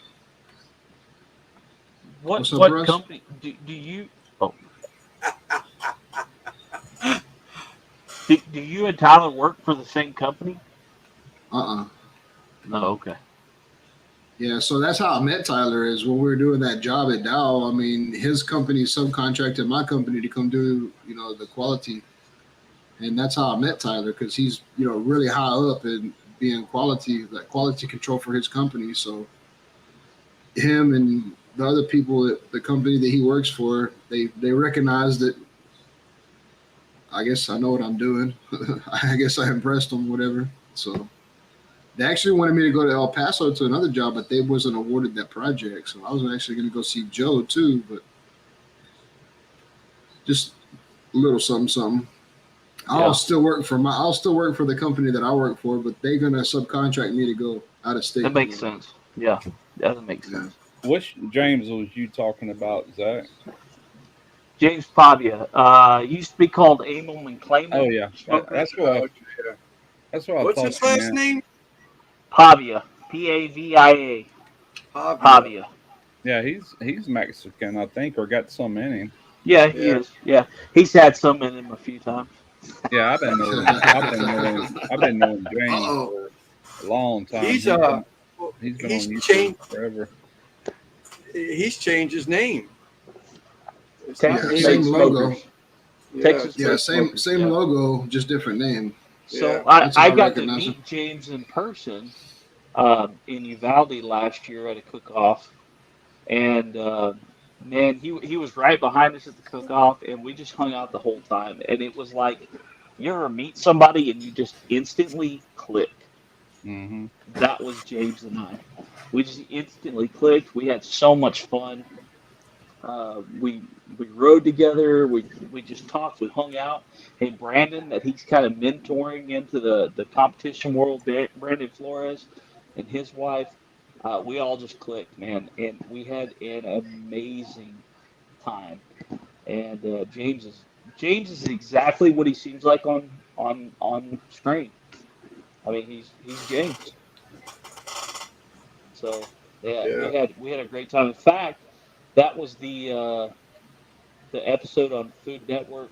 What last Monday was Uvalde. So You saw me and James in the background quite a bit. Always in the background. We're never in the story. I didn't get to see it. I didn't get to see it, but I seen clips. Let put a couple clips up, and Yeah. I Lip seen sent me a clips. few with his blue ass TV.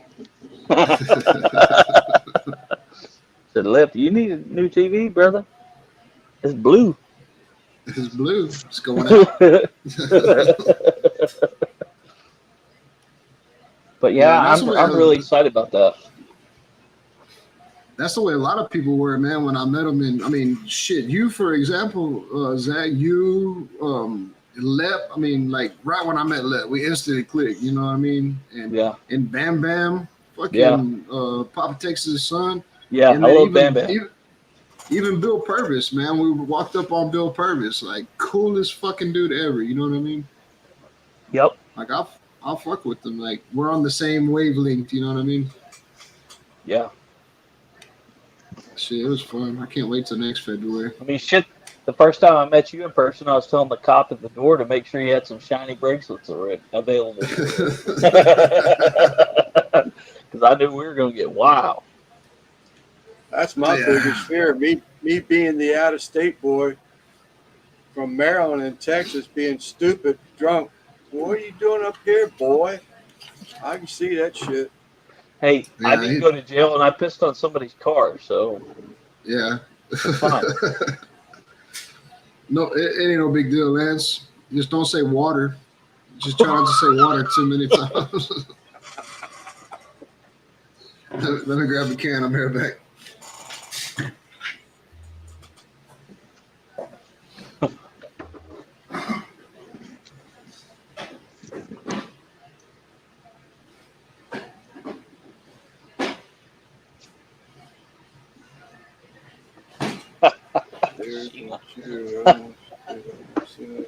Steers and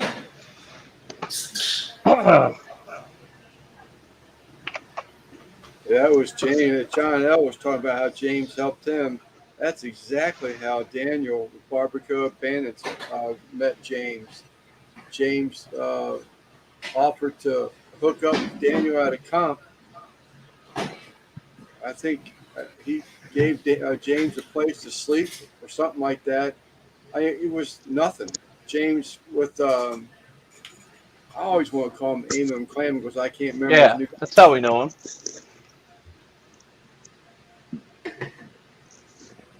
I plan on fitting in. You're gonna fit in, Lance. Yeah, I'll fit in. I ain't worried about that. Man, I got to meet Just Daniel. Try to talk Spanish. Daniel and Barbacoa Bandits, man. I kind of miss him. I don't know what's going on with him. I miss that dude, man. Everybody's got personal lives going on, so that's respectable. But if you're watching or ever see this, hey man, we miss you. We can't wait for you to be back. Same thing with James. Man. Uncle made Dickie, us wait we miss long you. We enough. can't wait for you to be back. Every Monday, I send Daniel a link to the live just in case he wants to jump on. You know what I mean? Every Monday, I send him a link.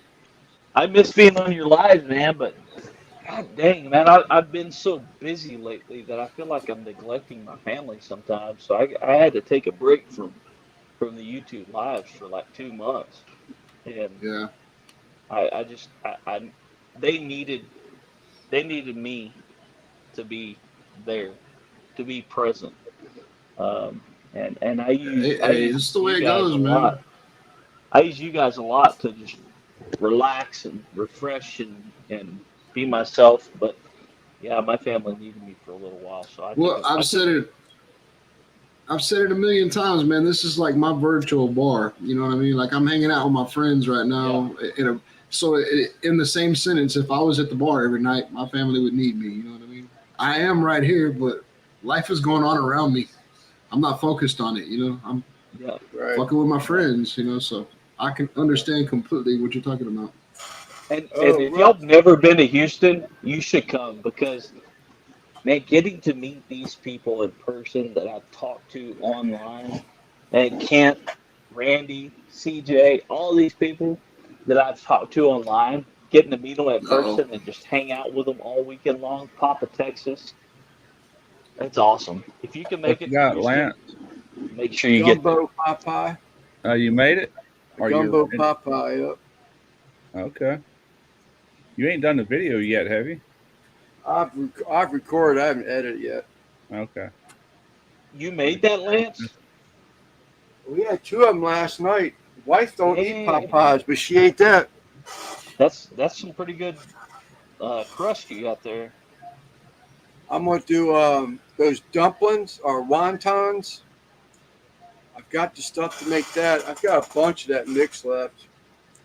I'm gonna do that. I'm gonna do I bought a vegetable broth in the carton. I'm gonna do a vegetable broth. I'm gonna tin it spicy so it'd be red. And out of my garden, I did some spicy pickled spring onion. Then I'm gonna slice them real thin, float them in the broth, and I'm gonna steam some wontons with that gumbo in it. I'm gonna call it Cajun Meets Asian. My video shit. title. Man, Christy bought a jar of them bread and butter pickles, and I don't want to hear it. I know everybody hates them, but man, I've been fucking every time I walk by there, I take a goddamn skewer and I stick it in there and eat some of them. Yeah, that's my video. That's, Yeah, I found it. Yeah, it's just tuna fish. You see That's his my- thumbnail? Yeah, I did. that's 100% true story.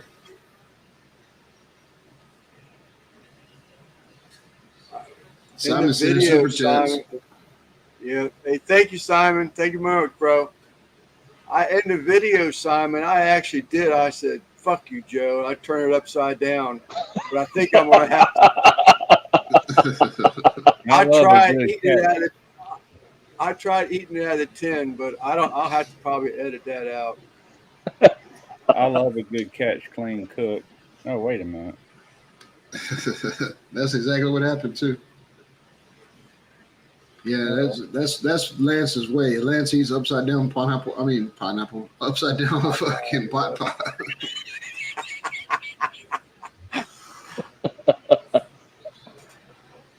Yeah. So, Russ, Man, I gotta I'm get thinking- in here and shave my face and fucking get ready for work tomorrow. This sucks having one day off, man. Because Saturday when I get off work, I'm so damn tired. Yeah. You can't really do nothing because you're falling asleep. And then Sunday, what are you gonna do? Yeah. Watch some Netflix and Just be a lazy day. Yeah. What happened man, to I've been that outside bread, 3 man? times. What happened to the bread? It got ripped. Hey, you know, some things happen sometimes, Russ. Damn, Russ, you just gonna call him out like that? Yeah, look at the crack in that sandwich. He was so excited to eat it, he just squashed it. You can see the finger marks on it. I was trying to work one-handed there. I didn't have the full camera crew like I usually have on a normal video. You know, I don't have the full camera crew, the boom mic and all that. I was in the car. Where were you driving? Ford what? A Ford Escape. Oh, Simon says he shot it. That's what they gave me. They gave me that for a company car. snazzy. It's snazzy, dude. If you can see in the background too. Look, I got fucking Pelican cases stacked up to the ceiling of that thing. I got so much equipment, dude. I'm a mobile inspection lab. Now, dude, I was in a brand spanking new fucking Dodge, but I was driving from my house to Trinity, Texas, and back every day, and I was using $115 in gas a day. That's when gas was like $4 or something a gallon. And they were like, we're going to put you in something a little bit more, easy on gas. I was like, all right. They were like, this is temporary. Don't worry. Man, I've been in that fucking car for over a year now. But it's pretty tight. It's pretty tight because I'm set up in there. I got my little, my adapter where I can plug in plugs. I got my printer in there. I got my little thing I clip on my steering wheel for my laptop. It's like an office. You know what your company needs? Simon says you're They not need connected to the they need a internet, buddy. safety guy. That's a paramedic That's- yeah. to pay really well to not do a So, whole lot. Good Russ, luck with that.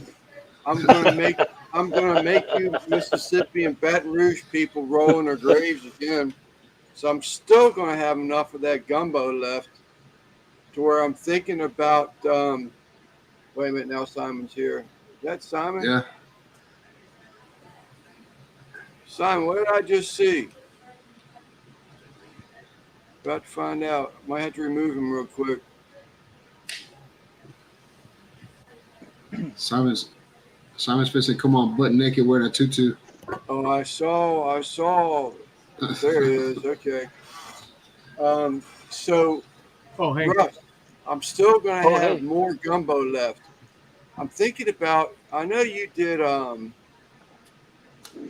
boudin rolls before. I'm thinking about doing a gumbo egg roll, but I'm gonna shred a horseradish cheddar cheese inside of it. Do a gumbo quesadilla or a gumbo torta, and do Cajun mix Mexican, or after you do Cajun mix Asian. I'm going to have more gumbo. I got to think of things to use it for. So I'm not going to make a shitload of the gumbo wonton stuff. That's just going to be for pictures and something that was in my head that I made work. But I thought if I still had left, I'd do some egg rolls with it. I remember this one time when I was going to do an egg roll for a collaboration video, and I looked up YouTube, and fucking Lance just made egg rolls. I was like, son of a bitch. And then you and George do sandwiches on Friday. Yeah, we both did sandwich. His sandwich is way better than mine. So. Oh, tri-tip. I'll tell you what, the last few weeks in a row, I always upload 2 weeks after I cooked. So this Tuesday we're going to do ribeye steak and lobster upload that I cooked 2 weeks ago. And it seems like it's worked out very well for bigger channels because it's like they do, like Meat Church did a steak and lobster a couple of weeks ago. And then I'm doing one a couple of weeks later. I didn't know they did it. It's just I film and I upload a few weeks in advance. So it's like, we ate that shit 2 weeks ago by the time you see it. So we're always like 2 weeks ahead. And it's been pretty accurate the last few, I don't know, months or so. The week after I upload something, sure enough, a big channel like Meat Church or, Shitheads Barbecue or whatever has uploaded something. So I play off that, I'll upload it to their Facebook channels and everything. It's like this week we're doing steak and lobster. Next week's going to be I'm trying to remember what we did last week. Oh, we did a chicken thigh that I took and took the skin off. The monster, then.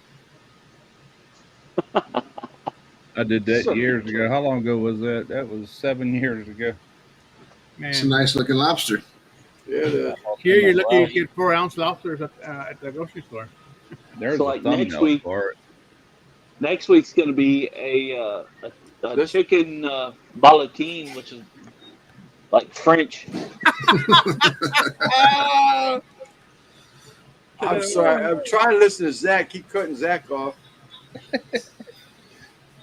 I'm sorry. He I'm mentioned used to it. steak and I'm the lobster. youngest. I'm like, I did a few of them. I'm the youngest of 6 kids. I'm used to it.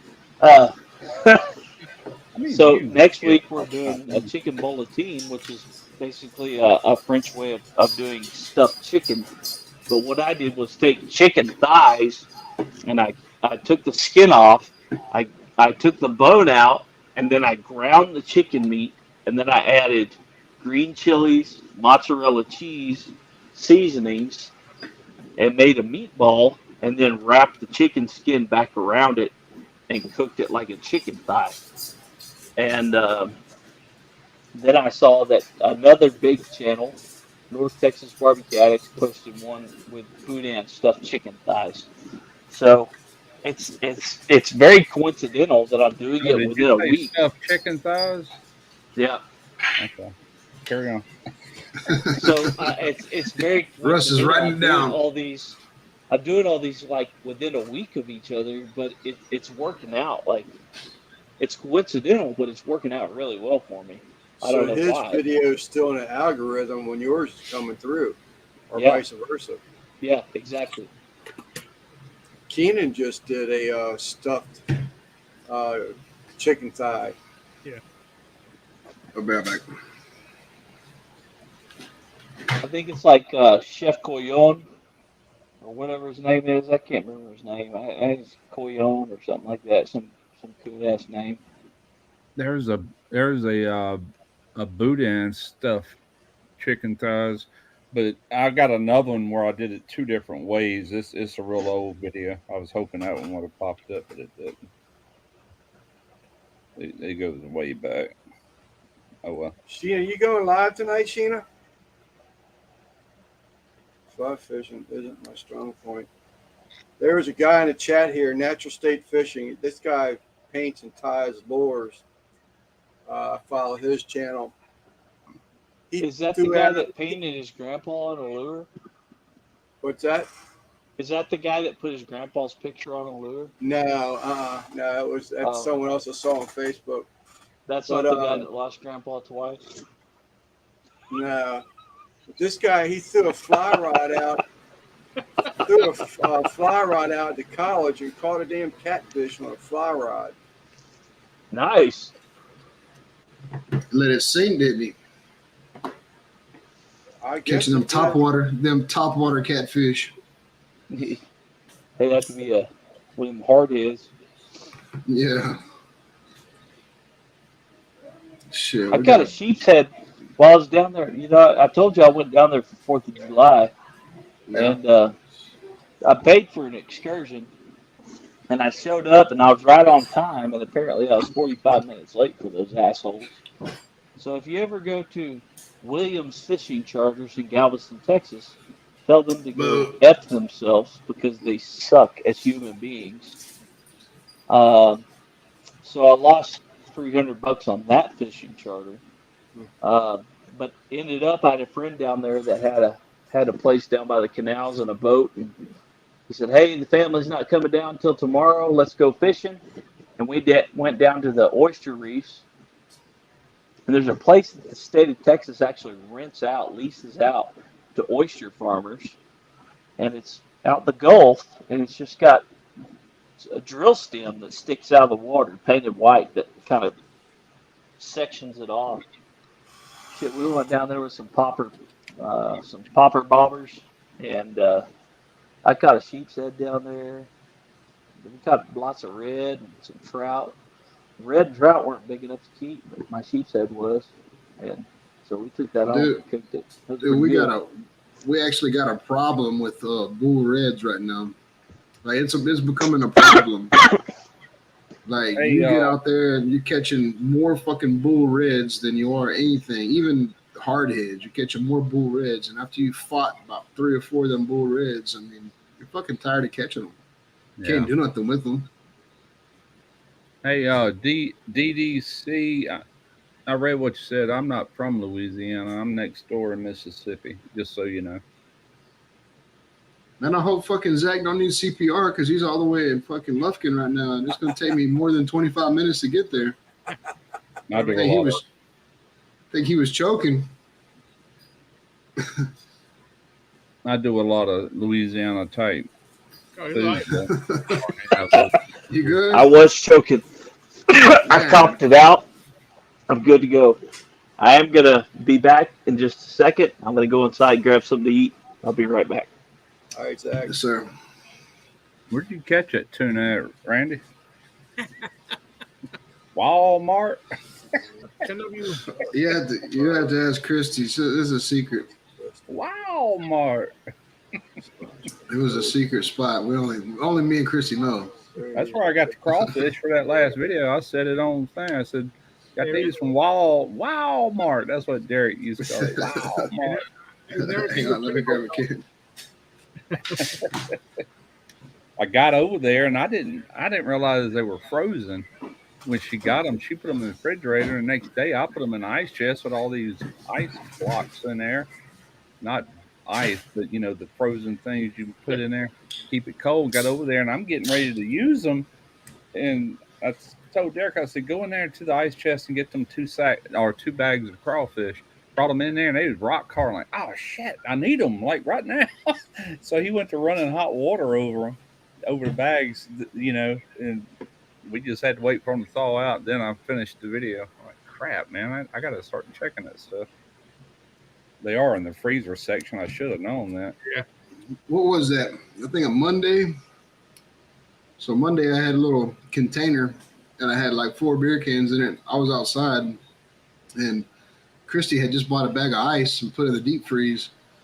And I'm thinking the damn ice hasn't been in there more than 15 minutes, Yeah. And dude, I punched the shit out of that bag of ice thinking I was going to free it up so I could put some in that little container. Dude, my hands still fucking sore. Like, that shit was it's like punching a brick. Yeah. Heck yeah. I really need to do 3 videos this week. Reason I'm saying it might be Monday before any of them goes up. But Derek gave me the footage where he did a review on that chamber vac, and man, the light was all screwed up. He didn't turn on our video light to light up the room. The same room I just shot my video in, he had that side window open, all that side lights coming on. Like, golly, this. And then he screwed up so much, I only found like 2.5 minutes of usable content.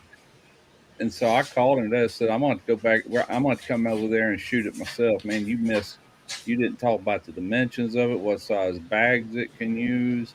You didn't talk about a lot of stuff. I told you to get a mason jar and show, pulling a vacuum on that, just all this stuff. He was just trying to get through with it, thinking I would take it. And I ain't using that, man. It sucks. So I'm going to do it myself, even though he's got the chamber vac. It's his. I've got a good one here. I don't need it.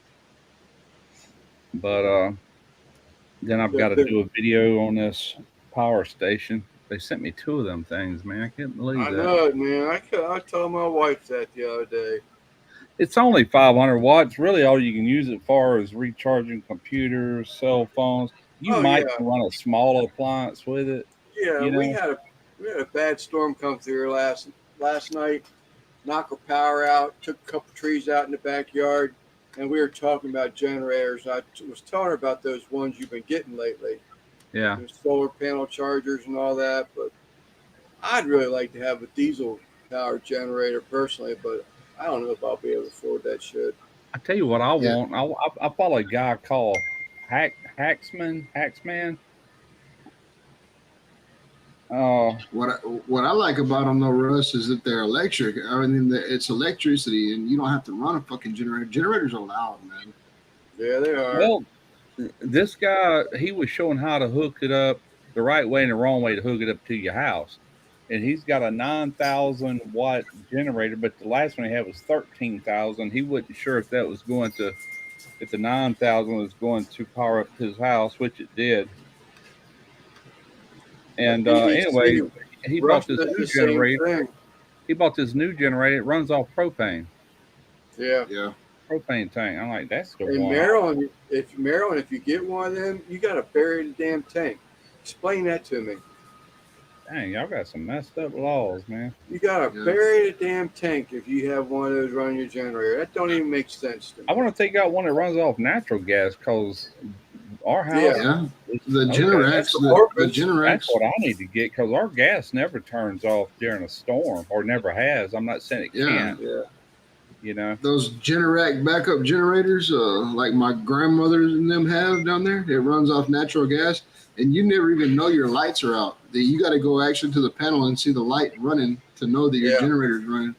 Yeah, they got wired in, and those things are sweet because they'll run automatically. Let me address the question. DDC, if you looked at Russ did one.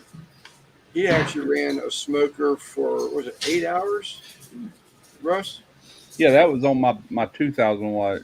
Yeah, he's talking about Ricer did one I was just talking about the one you had done where you had ran it off a generator for 8 hours. I Plus, run you're it for running I run it for 19 hours and 19 hours. and it only used half the power in it. Yeah. Because you can run something like that 2 days without having to worry about putting the panels up or whatever. But those Generacs, I mean, they run themselves periodically when they're not being used as maintenance. Those things are so nice, man. Yeah, it looks like an air conditioner unit sits right outside of her house. Yeah. You know? Yeah, that Generac or whatever. they Yep. call 'em. I'd love to have one, but And like I said, the power is going to cut off. Even when the power cuts off, you're not even going to notice it. You could be watching TV and then you won't even notice. Like, I guess it's a flicker maybe, but yeah, that motherfucker turns right on, and it's all natural gas, so you don't have to worry about trees falling on your lines or nothing like that. yeah. The Yeah. one he has wheels, and he rolls it like after a hurricane or whatever. That's what I would do because I don't own this house. I'm renting this house, and I can't really tie nothing permanently. I would just roll it to whatever's most convenient. Hook I a have propane two. bottle to it and let her rip. You know. I have two 5500 watt. They're Briggs and Stratton motors. You know, they're pretty big. You can actually plug a 220 into it if you needed to, but I think it got 6 110 outlets on it. I have two of those, so you know, if we have a hurricane or something, I could still power the deep freeze, the refrigerator, a window unit, or I don't have a window unit, but I have those portable ACs. Yeah. And then lights and shit. But still, I mean, you still need enough gasoline. If you ain't got no gasoline, what are you gonna do? Yeah, that's what I like about that. I got a 2,000 watt solar generator, but they never sent me the damn solar panel. So I'm hoping the ones that came. I've got 2 of these little ones now. I'm hoping we talked about this the other night. Hoping I can run them like in series and get enough to power that thing up or charge it up fairly quickly. I mean, But, do you have confidence enough in those things? I mean, put that kind of money out. I said, you feel like I always have that thing about them damn electric generators or batteries. How you only get so much life out of them before they stop working. They're not holding the charge, or whatever. I mean, do you think that would be an issue with one of those electric solar? Well, according to that, and I don't know about these, but that Blue Eddy or Blue Yeti, however you pronounce it, I think somewhere I read it's got like a 10-year life expectancy on it. The biggest thing is run it all the way down before you recharge. It's like any other batteries, you know. If you short cycle them, then it's not gonna last as long, you know. Yeah. When I drain a phone down, I drain it all the way to where it's showing in the red, and then I charge it all the way up before I unplug it, just to get more life out of the battery, you know. I don't know, Lance. Time will tell, I guess. But I mean, for the most part, I don't need it unless a hurricane or something like that happens. So it says it's best if you haven't used it in 6 months to make sure you keep it capped off. You know, like bleed it down and recharge it. I did read that for whatever reason. Yeah, that's what I have right there. The Power Boss. Yeah. 5500 Power Boss. I have 2 of those. That ain't bad price. Yeah, I've got the Troy like that one. The one that Briggs guy and was, Stratton. the one that guy was using on that video, I think they said he paid $2,000 for it. It's nine. What did I say earlier? 9,000 watts. That's pretty good bid. I'd be able to run. I could run my condensing unit off of that, plus everything else. I should be able to. Yeah, I got those, man. I mean, there's 2 of them, and like I said, during what was the one that hit us? Not Rita. Ike. No, Ike hit y'all. I don't remember what fucking hurricane it was now, but I ran both of those. I ran both of those things, and I have 7 5-gallon gas cans, and I had them all full. And we ran the freezer, the refrigerator, you know, whatever we were looking at as entertainment wise. And then, you know, we ran for like a week. We were doing like on all that gas we had. And both of those things were running all the time. I mean, day and night, because we had a little small one. Shit, Bailey was an infant still, so we had a small window unit. We isolated off one room. We had a TV, a window unit, and I think we might have ran the washer and dryer one time during that week, you know. Yeah. But they did pretty good. But like I said, man, I mean, so you still have to have gasoline. If you don't got 50 gallons of gas stored up, then what are you gonna do? Yeah, I know. That's the other thing you got to worry about. I guess that's the beauty.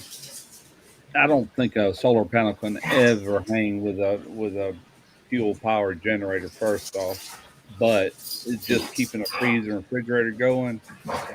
You ain't got to worry about gas. Just as long as you got sun, you'll keep it charged anyway. Stop that shit. And I know this from owning that sailboat. We had those 3 solar panels out back there on the Bimini, and those three solar panels would keep that battery completely charged at all times. Even on cloudy days, it always had 14.7 volts. I mean, it was full capacity. Yeah. Yeah. I thought if I did a diesel powered one, I can run it off my fuel tank too. I got fuel for heat. Yeah. Yeah, that's just the problem. I mean, you can have the biggest, baddest fucking generator they sell, but if you don't have gas to power, what good is it going to do? Right. But that's only going to last as long as 400 gallons will last, because you got to heat your house, run the generator, and then you probably can't get the product anymore. You got too deep. Well, the good thing about around here now, I've noticed like the Buc-ee's and the Flying J's and the bigger gas stations, they all have backup generators now.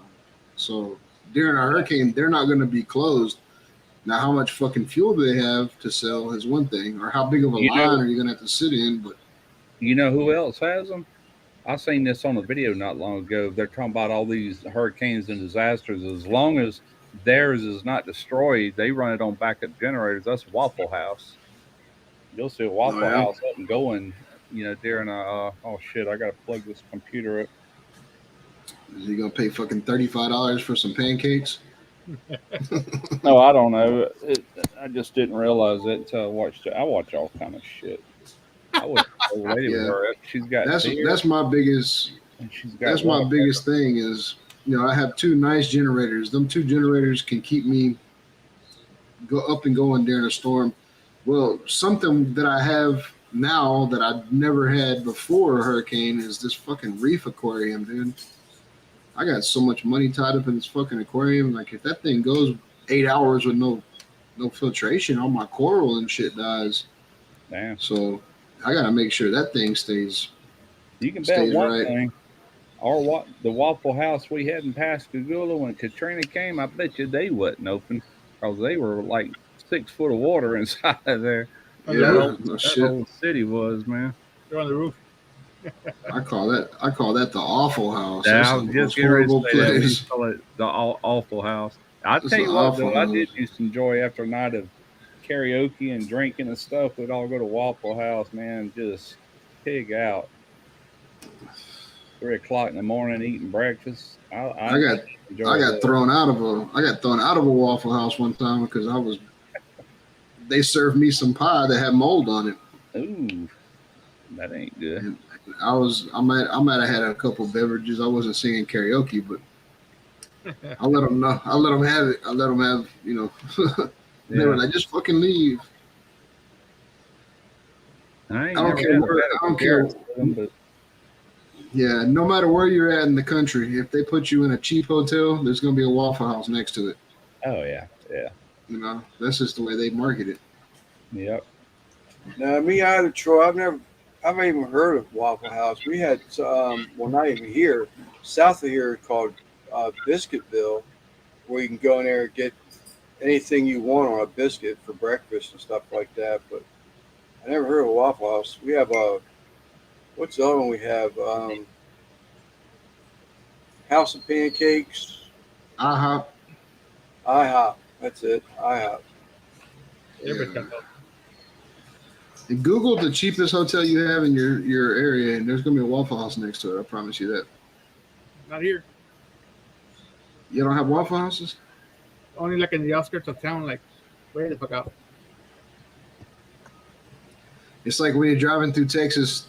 There's gonna be two things guaranteed. There's gonna be a museum for that little bullshit ass fucking city you drive through, and there's gonna be a Dairy Queen. No matter how small the town is, Dairy Queen's gonna be there. Oh, and there's also cemeteries for everybody. Yeah, maybe a cemetery too. I passed through one little town going towards where the fuck were we going up north? I don't remember. Somewhere in North Texas. So we passed all these little towns, and one little town had two cemeteries. One at the entrance of the first part of town, one at the exit of town. Like two cemeteries. I don't know why. The town was maybe like 3 blocks long. You're gonna die in that town for sure, huh? They let you know. That pillow Lance has got looks like a cantaloupe kind of. Basketball. I don't know what it is. Wife just brought it home today, so I use it for Zach. Damn, I'm glad Sitting she over did there, it. It's sitting great over there. for my rib cage.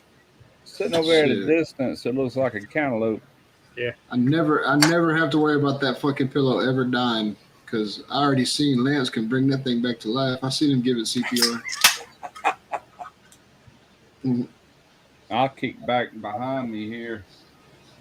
You kind of lean back. A lot of times I'll fall asleep, but I wear this darn thing here around my neck, and it hits the back of that couch just right. Yeah, I used to have one of them. Yeah.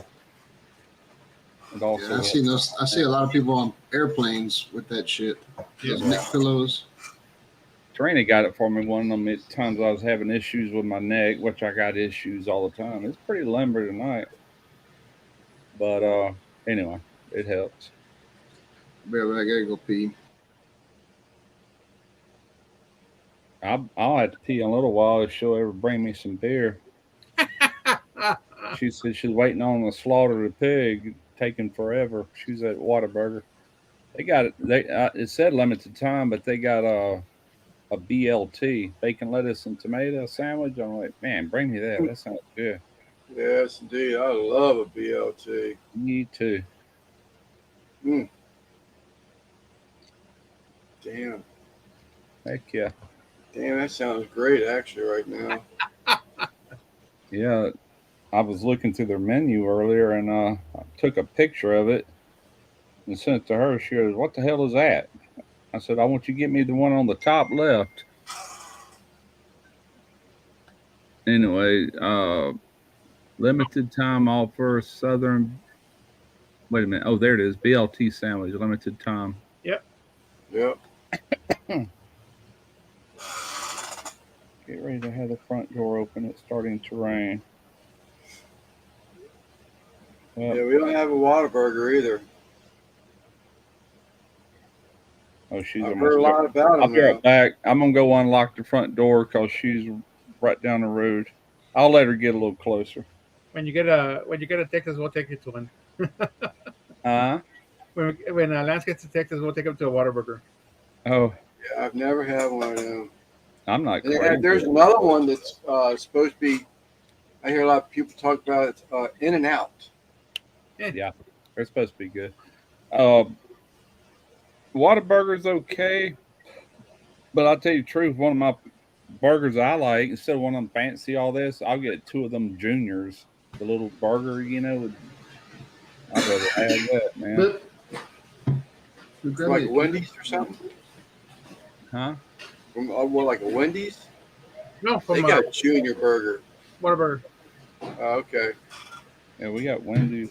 We got all them chains around here. We do not have the In and Out, but I did hear they're supposed to be going to like is it the Midwest area? So I'm hoping eventually we'll have one here. The biggest reason that they've never expanded much is because they got a source for everything they use within like 1,000 miles of their operations, and all their stuff comes from the same place. It's, like their meats and all that's really good, top-notch meat, blah blah blah. So they would have to expand that, I guess. Y'all still have Roy Rogers? Water Vertiga. We've had it before. What's that other burger joint we got around here that, my God, they're hot. They got peanuts, I think. You throw stuff on the floor. Five What's the- Guys? Five Guys. Yeah, Five Guys. They're ridiculous. Last time I Yeah, ate they there, are. it was me and about three more people. I spent $80 eating at a burger joint. I'm like, Yeah, they we are might as well went and had a ridiculous. seafood platter, man.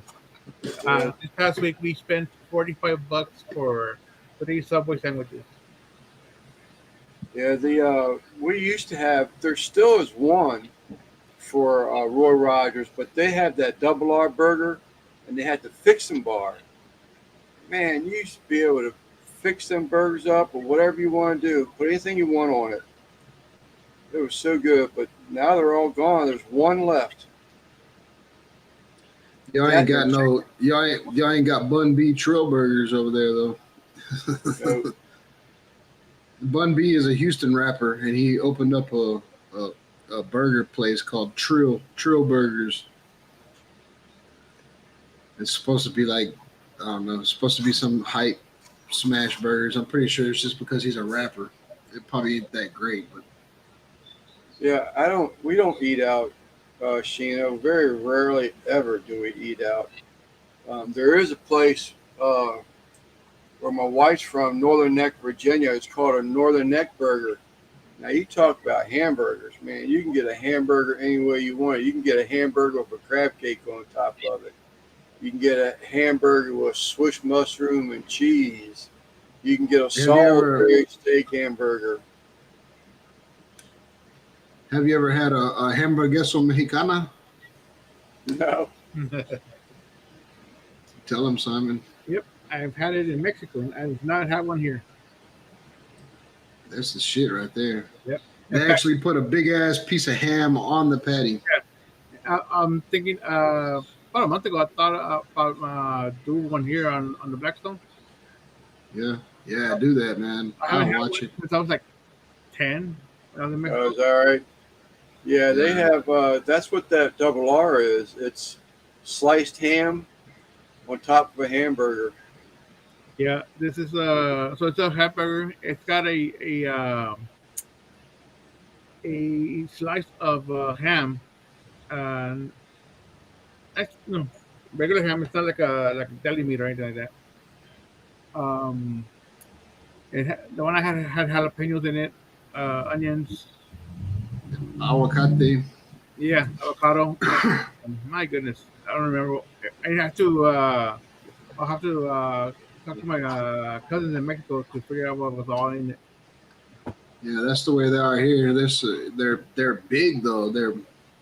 You can get they got a piece of meat, piece of ham, cheese, avocado, jalapenos. I don't need onions. I'm pretty sure they put onions, Yeah, tomatoes, and shit they on do that. the shredded lettuce and onions, some tomato on it. Yeah. You can go up to them taco trucks and say, I want a hamburger. You're going to get a hamburger. But if you say, I want a hamburgueso mexicano, they're going to give you a real one, a real hamburger. That bitch is delicious. Some French fries, Papitas. some papitas, and that little bag. Like Lep was tripping when I took him to the taco truck because they take the salsa and they put it in like a Ziploc baggie, but they tie it up in a knot so it's in the corner and it's like super tight. You gotta tear that fucking yeah. He was like, "What the fuck is this?" I was like, "Oh boy, that's the salsa."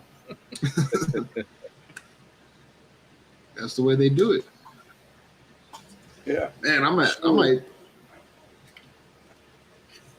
gonna say I might eat that tomorrow, but I don't know anywhere around the plant that's gonna have that. What should bring you, Russ? Big thing of fries and this DLT.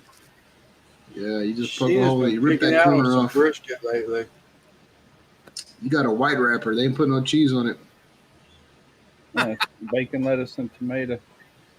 Yeah, you got that white wrapper though. They put cheese. They put it in a yellow wrapper. Water Vertiga.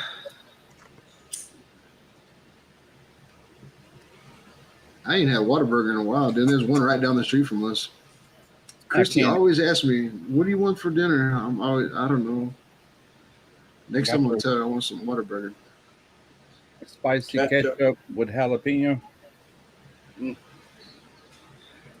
Yeah, you figure out that recipe, Russ, and make a video. I'm gonna duplicate it for sure. I eat the shit out of that. What that?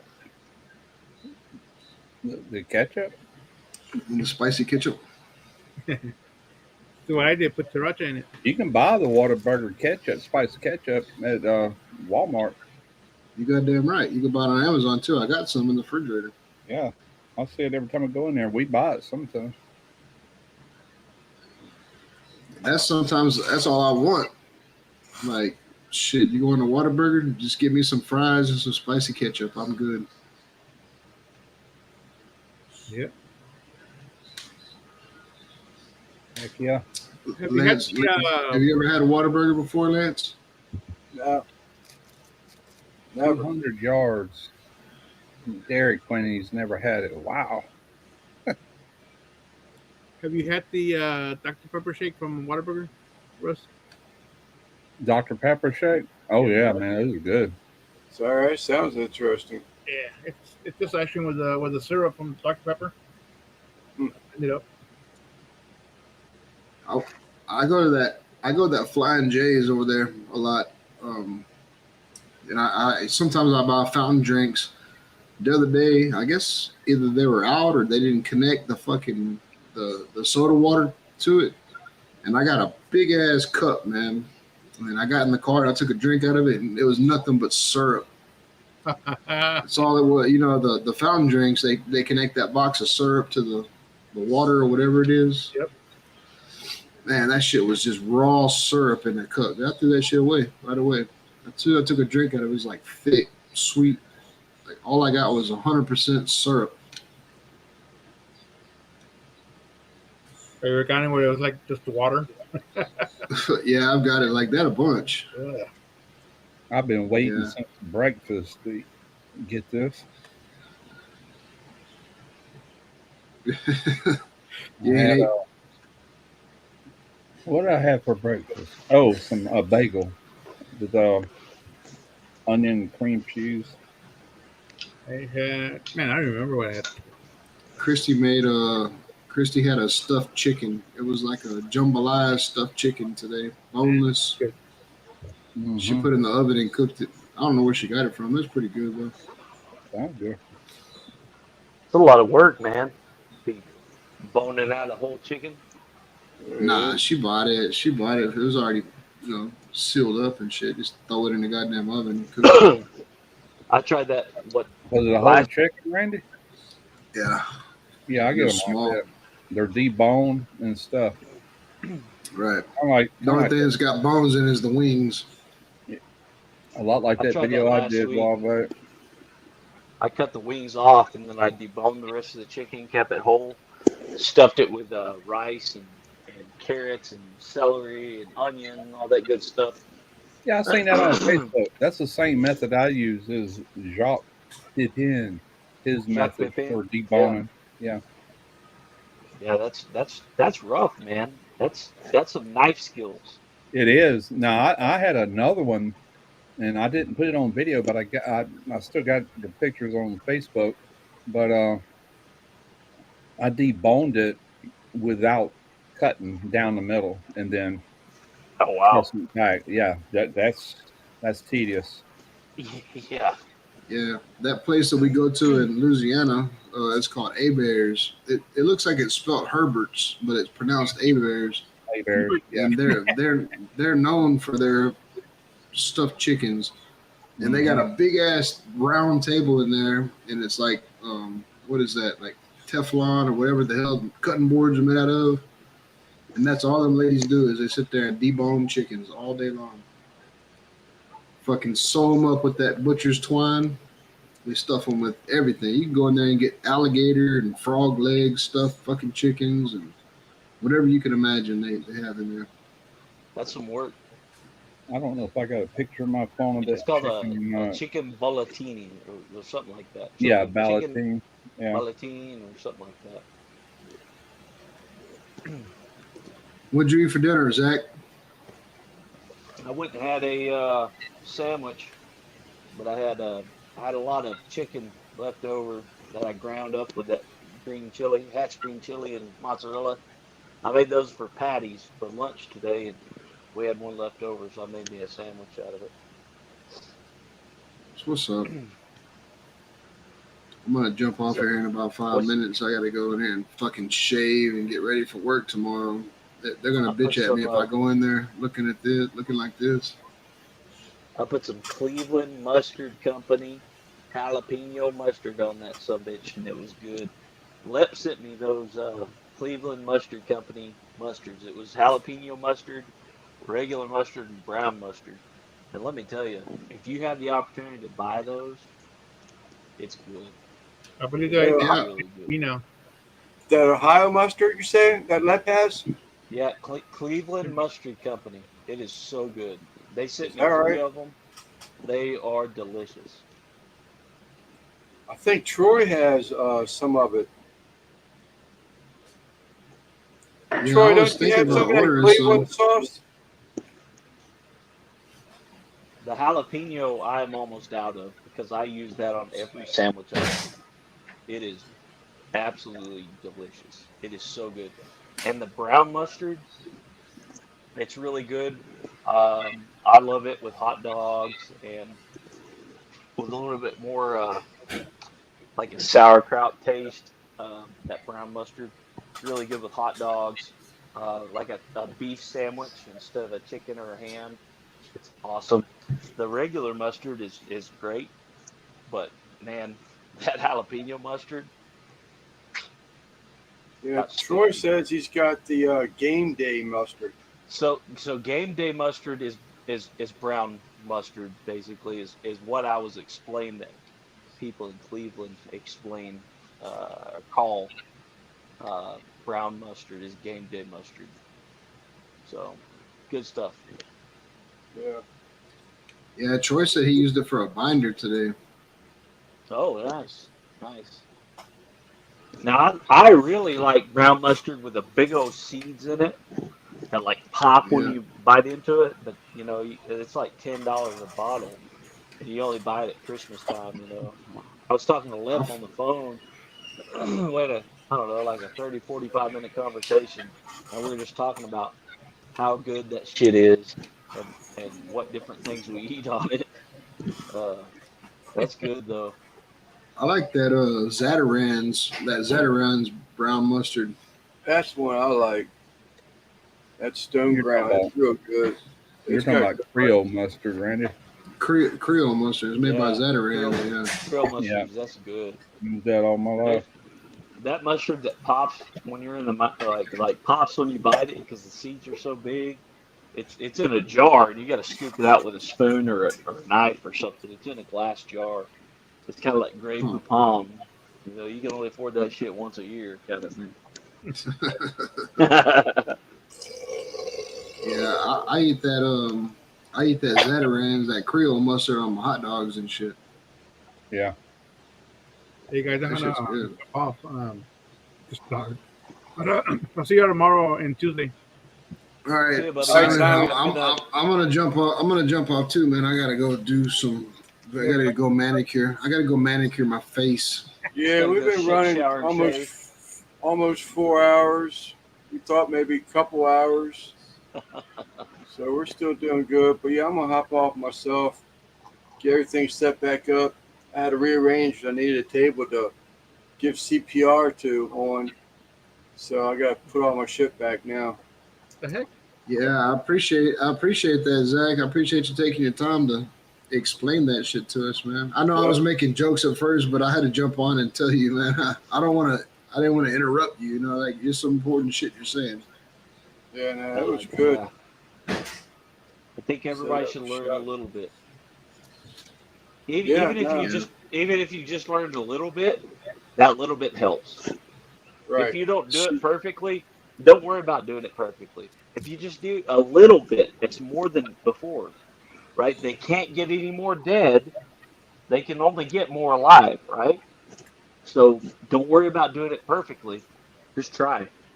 Right. There you go. Shit, 30 chest compressions. I didn't know that number. I didn't know you had to do it to a certain beat. So I learned two things: listen to Queen and Pump chest 30 times. Another one bites the dust. I'm gonna have to get on my phone. I'm about to get on my phone and YouTube that shit. Be like, hold on, I'm about to give CPR. Gotta get him They're in gonna be mood like, here. they're gonna be like, you fucking weirdo. Patient wakes up. What do you remember? Oh, I fucking remember. There's another one bites Yeah. dust. Yeah.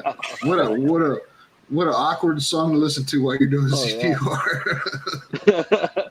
It's What's either up, that Clint? or the Darth Vader entrance song. Ba, Hey, ba, ba, ba, ba, What's up, Clint? ba, ba, ba. From a finger that's already bit the dust. Yeah. Yeah. For different reasons. Yeah. Let me pump your chest of this queer that died from AIDS. Hold on. But he's Greek, so it's fine. Oh shit. I didn't know. All right, guys. I'll see y'all later, man. Good hanging All out. right, man. Y'all Yep. take care. Appreciate Love it, you, man. buddy. All right, Simon, you cutting out too, boy? Yes, sir. I mean, if you're cutting off, I'll just wait. Oh, I see Quint just hopped in. Yeah, no. Quint. What's up, Quint? I don't think Sheena's going live tonight now. I like watching them women getting them bidding wars, man. It's fun watching that stuff. I bit someone the other day for $25 worth. Oh, that amethyst stone or something you were buying? Yeah. February stone?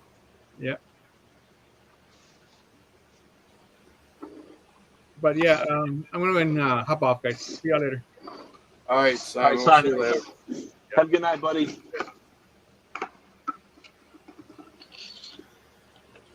Nope, not till Monday. Yep. All right, gents. I think I'm gonna call it evening. I might even try to start editing that gumbo Popeye thing. At least get it uploaded. Look at it. There you go. I'm gonna find me something good to watch on Netflix for the next 2.5 hours. Yeah. Y'all have a good one. Sounds good. All right, man. Thanks, Zach, guys. thanks again, buddy. Yeah, Later. absolutely. Thank y'all. Love you guys. Y'all have a good night. All right. Later, Bye, bro. chat.